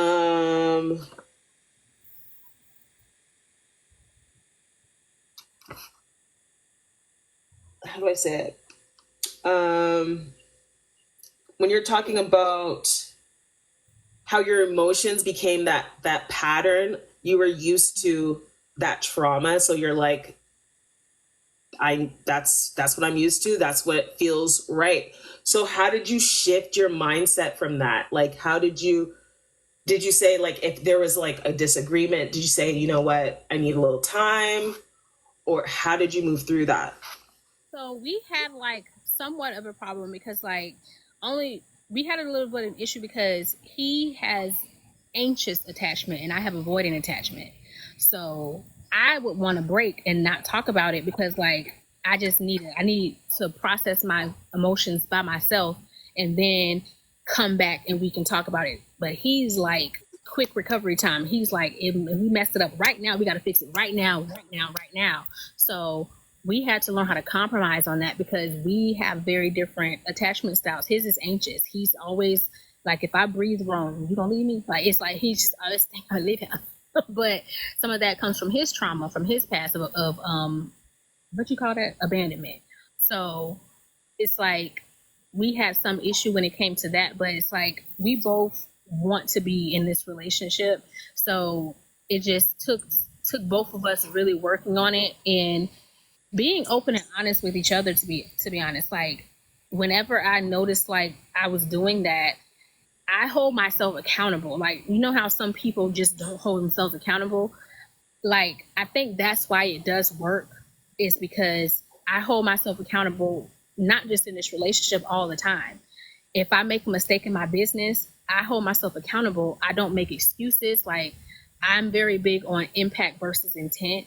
I'm very big on that. So, like, you may want to know what my intentions were, but I don't feel like that matters because it doesn't change the impact. So I'm very big on how I impacted a person. So since I've always been that way, it was easy when we noticed there was an issue because I call myself out. I don't even need, I mean, he's going to call me out, but I don't even need him to do it because I do it for myself. So because we have those two personalities where we actually see the issue in our ways, it does help us. Like, I think it really just takes you to be self-aware and honest with yourself. Sometimes we're not honest with ourselves. Like how I said I was the block. I had to recognize that I was the block and the problem. And the only way you're going to fix it is because if the problem is XYZ and you're working on ABC, you're not going to fix the problem. You may fix a problem, but it's not the problem that is the issue. So I had to recognize myself whenever I shut down. If I get upset, if I get like frustrated and I don't know how to get my point across, like I will shut down. I don't want to talk about it no more. I don't want to talk about it later. Let's drop it. Let's table it. But that doesn't help because it leaves a problem that's unresolved. When you sweep enough stuff under the rug, you just got a big ass mess. So I had to recognize that in myself. And when I recognized that, I just had to actually, you have to be honest with yourself. Sometimes we are just not honest with ourselves that we may be the problem. Sometimes we're just not. Like, when you're self-aware, if you can call yourself out, it'll be easier for you when you're with someone else because they won't even have to call you out. You'll be able to fix the problem. Especially if you're a person who don't like nobody to tell you about yourself, you need to be telling yourself about yourself. If you don't like people to call you out, you need to call yourself out. Yes. You don't say nothing to you, you need to be talking to yourself. So since I'm already that way, it's actually very easy for me. And it was more difficult admitting that I was the problem in some communication areas. Because I was so, like you said, I was so used to that trauma where you're dealing with a person who doesn't like to be called out. So once you bring something to the table, they turn it into an argument rather than a discussion on how to fix the problem. I was used to that and actually not being resolved. But with this person, like if I say one thing to Jonathan about anything, or if he says one thing to me about anything, we actually make efforts to try to fix whatever the issue is. I believe that effort produces results in the area that's messed up. Mm-hmm. So if you are not producing results, you're not putting in effort. I feel that way. Like if there are not results in that area.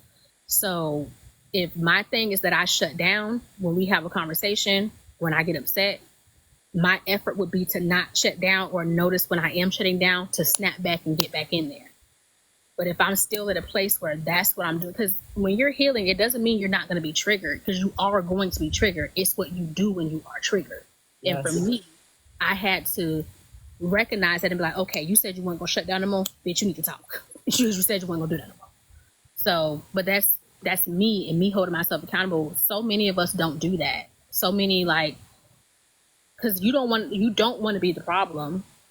Like, you don't want to, some people want to be the victim, so that you don't want to be the problem. You don't want to be what's causing the issues in your life. It's easier to blame other people, because if you can blame other people if they don't fix the problem, there's no effort you have to do there. It's when it's you are the problem where the effort comes into play. And some people just don't want to do that. They don't want to do the self-work. No,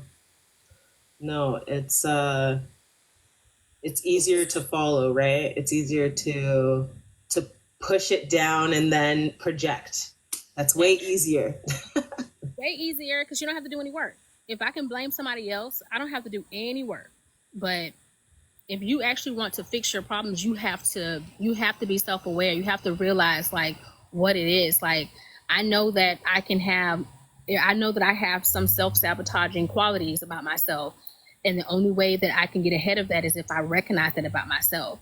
You can't keep blaming other people. Like, if you stay with a person who's not good for you, like, the first time they hurt you, it's their fault. The second time they hurt you, it's their fault. But if you stay and you keep staying and staying and staying and staying, it's still wrong that they hurt you. But it's a point where you have to realize your role in your suffering. So you have to get to that point where, okay, this pattern, I keep running into this keeps happening, and it's showing itself in different faces. Clearly I'm the problem, because I'm had this problem with him, with her, with him, with him, with them, and the only common denominator is me. Yeah. So I have to fix it. But everybody can't do that self-reflection and say that, hey, I am the problem. Everybody can't do that. I've learned that. Yeah, unfortunately, I've learned that. I've worked with a lot of people that are unable to do that. And I think it's very time-consuming emotionally. Oh, yeah. Because you're the one that ends up doing all the work. Exactly. You're the one that ends up having those critical conversations. And it's like... And they still never see it. They never see it. They still never see it. It's crazy to me. I don't understand it. But I'm so happy that you are now. I remember when you were like, oh, I'm almost at 1 million, but don't say anything. Hold your breath. So how does it feel to have gone viral? Well, you've gone viral multiple times, but honestly, and I don't want to sound like I'm unappreciative or anything like that. I do have a problem where I usually don't celebrate my goals, like because I'm a goal digger. Like, I'm always trying to accomplish a goal. So sometimes I have to remember to celebrate something. I remember I sold a piece in March. It was a very nice piece. It was like a over $1,000 piece. And for me, since it's my job, I didn't feel like I could celebrate that. And it's not that I didn't feel like I could. It's like, you ever heard, you don't applaud a fish for swimming. I'm an artist. I'm supposed to sell art. So if I sell art, it shouldn't be that big of a deal. But honestly, that is a big deal, because somebody wanted to purchase something from your hand. So when I told Jonathan that I sold a piece, he was like, "Oh my God." And he was so excited. And it wasn't until he got excited that I was like, wow, I really don't celebrate myself and my accomplishments that often. So with the amount of times that I've gone viral over the last couple of years, I've never celebrated it ever. So I don't know how it feels, because I just like, okay, so now we need another one. Now we need another viral video. Okay, well, I thought I was the only one, but okay. No, it's true. Yeah, when I opened my salon, I didn't have a grand opening. Yeah. But I also was like, who am I celebrating it with? You know? And that's to get to a point where it's like you're celebrating it with yourself. So like I have been getting better with it, but I just like now when I have to think about all of my accomplishments sometimes to really think about, bitch, you really came from nothing. Like when I think about, I know I have over 700,000 followers now on TikTok, but it was one point where that shit said 0. That's a big accomplishment. Mm-hmm. That's a very big accomplishment. Girl, I thought that was a squirrel. I was like, what the fuck? But that's a big accomplishment. So even when I was at 100,000 followers, like I was like, that's a big. It said 0 at one time, and I know sometimes like because the algorithms are trash and they're always constantly changing, it may feel like you're not doing anything. But like when I look at this right now, in your live, you have 1.2 thousand likes on this live. That's a lot of fucking likes. Imagine 1.2 thousand people in front of you right now. That is a lot of likes. So even just 8 people, if I was in there doing my job and 8 people came in there and watched me, I would be like, what are y'all doing? So I think sometimes we have to really sit and think like, there's 5,000 people who wanted to watch me create this art. That's a big accomplishment.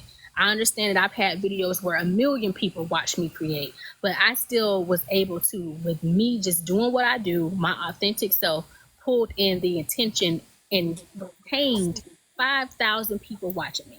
So you have to remember that it's not a numbers game. It's really not, because whether you have 5,000 views or 500,000 views, that's a lot of people that came to watch you. Even if it's 200, that's still a lot of people. That's a lot of people. That Yeah. came. That's a lot of people that came to watch you. So, I have to get better at celebrating myself, but I really don't. I love your art, Nika. Your talent is such a blessing from God. Oh, thank you, Connie. I appreciate you. That's so sweet, Connie. See, people are celebrating you. Thank you. See, but honestly, it wasn't until I was like going live and stuff that I was like, and just hearing you guys speak to me in that way. Because like in my brain, this is what it's supposed to be. I'm supposed to be this way. So because I'm supposed to be this way, what am I celebrating? But that's still a big accomplishment, because like you don't have it's not like you have a powerhouse behind you. You don't have a person editing your videos. You don't have everything you're doing is straight from your head, from your mind, from your creativity. That's a big accomplishment. Like when I have people ask me, who's doing your videos? Baby, that's me holding the camera while I'm paying. Like all of that is a big deal. So to grow something, it's not like you put no money into it. It's like everything is just from you. That's a big deal. Like everything we do, especially growing our platforms, whether we have 1,000, 100,000, 200,000, whatever your platform, you grew that from scratch, from literally nothing. So that's a very big deal. Thank you guys so much for the 1.2K likes. We really, really appreciate it. Continue to tap on the stream, because the person who interacts the most is that we're actually going to be doing a giveaway. So I'm super, super excited about that. Yeah. So what's next for you, love? What are you doing next? You're going to be going to fairs and markets. You're going to start doing that? Yeah, I said I was going to start doing more in-person things, more, because I do know that I have the type of energy and the type of personality that's inviting. So I am going to start doing more things like that. I am going to try. I know I say this, I'm going to try to go live more so people can talk to me and get to know me. But honestly, I just want to create. Like, I feel like Beyonce, but I just want to create. Like, I'm doing this because this is what I like to do. I create because I enjoy it. I had a house full of art. And of course, people purchase my art. But for the most part, I was sad when it left, because my payoff was me creating it. That's like, I get paid But the biggest payoff is when I make something and it's just beautiful. It's what I wanted it to be. I'm just like, this is the best thing ever. That is the payoff for me. So the only thing is you're gonna see is just more of me creating, more like maybe lines and stuff like, oh, you might one day just happen to see my own paint brand and oh, she worked with Bear Paint. You might see something like that. Oh, she worked with Decker because she be using tools like stuff like that. That's what I think. So smart. Like if you're teaching someone an art how to do a specific piece, you can have an art package that goes along with it. Yes, of course. That's awesome. That's smart. Just things like that. Like I like to create, and because I enjoy creating, you're just gonna see more art, just more art coming from me. That's it, just more art. I might even create a human. Who knows? I might even create a human. Like, so exciting. I'm excited to see that journey. I'm excited. I think this is my last question for you, my love. Mm-hmm. How does God play a role in your creation? That's a very good question. I pray before I work all the time. I said I used to write prayer notes. I still do because I get up and I journal every day. I get up and I journal, and usually my journaling is me talking to God or source or creator, whatever it is, because I do believe there's something higher than us. But I literally pray about things before I do them. I pray before I ship things out, specifically to get to people untethered, unharmed. God plays a very big part because God was a creator. He created me, and in all this world, he made the sky, the stars, the moon, and he also said, we need a Nika. We need a Tiana. So he plays a very big part because he created me and thought, because I know that my grandma always teaches me that as long as my heart is beating, I have a purpose. And when he helped me figure out what my purpose was, and that is to bring beauty to the world like he does. So he does play a very big role. I know that like some people, I remember when I talked about manifesting and I talked about how I manifested the life I wanted, I had people in my comments, basically people who are Christian, saying that God helped you, blah, blah, blah. And I'm just like, just because you don't hear me speaking about God does not mean that I don't have a relationship with God. Just because I use coarse language does not mean I don't have a relationship with God. Jesus hung with hoes. And he hung with lepers. He hung with everybody. So he came from a hoe. No, Rahab was a hoe, and he used her. So he will use anybody.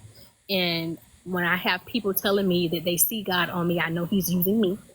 And because my relationship with God is personal, not private, I don't have to speak out loud because it's not your business. Most of the time what God is doing in my life is not my business. I just have to do what he say do. So he does play a very big role in my life, or she, because some people believe God is a woman. God is a woman. But whatever it is, the source, what created me, has a very big influence in my life because that is what I depend on in order to keep moving. Whenever I feel like I should give up or I'm afraid, I consult. I got to a point where I learned that anything obtained outside the will of God will have to remain outside the will of God to keep. And don't want anything that he don't have his name on. I don't want it, which is another reason why I know God is not desperation. I know he's not desperate. So any piece that I created out of desperation, I don't want, because God is not desperate. He knows he takes care of everything and he's going to take care of everything. So because I'm that way, like, I know it's because of God. I know that I can't say it's anything but God, because I remember when I manifested, the day that I put out, I wanted a career in creation, is the day that I sold my first piece. When I released that into the sky, that's I sold that piece the same day. So he's everything. I pray before I create. I pray when I'm prepping for creation. I pray before I ship things out. I pray before I package, because I know that this life that I have is because of him. And because that, I make sure I give my gratitude. If you want to get serious about abundance, you got to be serious about gratitude. So I'm very, very, very, very gracious for what God gave. I have a lot of gratitude for what God has done for me in my life, because when the way some things be happening, it ain't nothing but God. There's no explanation, nothing but Him. Hallelujah. And on that note, hallelujah. Thank you so much for taking the time with me today. Right. Y'all caught me on a day off, because I had that really big piece I was talking about. If you haven't seen my most recent creation, I made a 3 foot by 4 foot agate slice. It is huge. And I was in the sun all last week prepping, because I have 2 other pieces I'm making, and I had to do all that in the sun. I needed a week off, so y'all caught me on my week off. Lovely. I'm off for the week. I'm not doing no work at all. I'm tired. I can't imagine how much energy that you put in, literally energy that you put into your work. Sweat and tears, all of it. So I was more than happy to, because you've been a supporter of mine for a very long time, and I've been a supporter of yours for a long time. So I was more than happy to come and talk to your audience and just talk to you, because I love you. I love you, girl. I love you too. I wish you were closer, but I'm going to eventually come and visit you, because I want to come to Florida. Right now. I thought you were in Canada, weren't you? Yeah. Okay. You're still in Canada? Yeah. Okay, well, I want to travel to Canada, so we're going to see each other.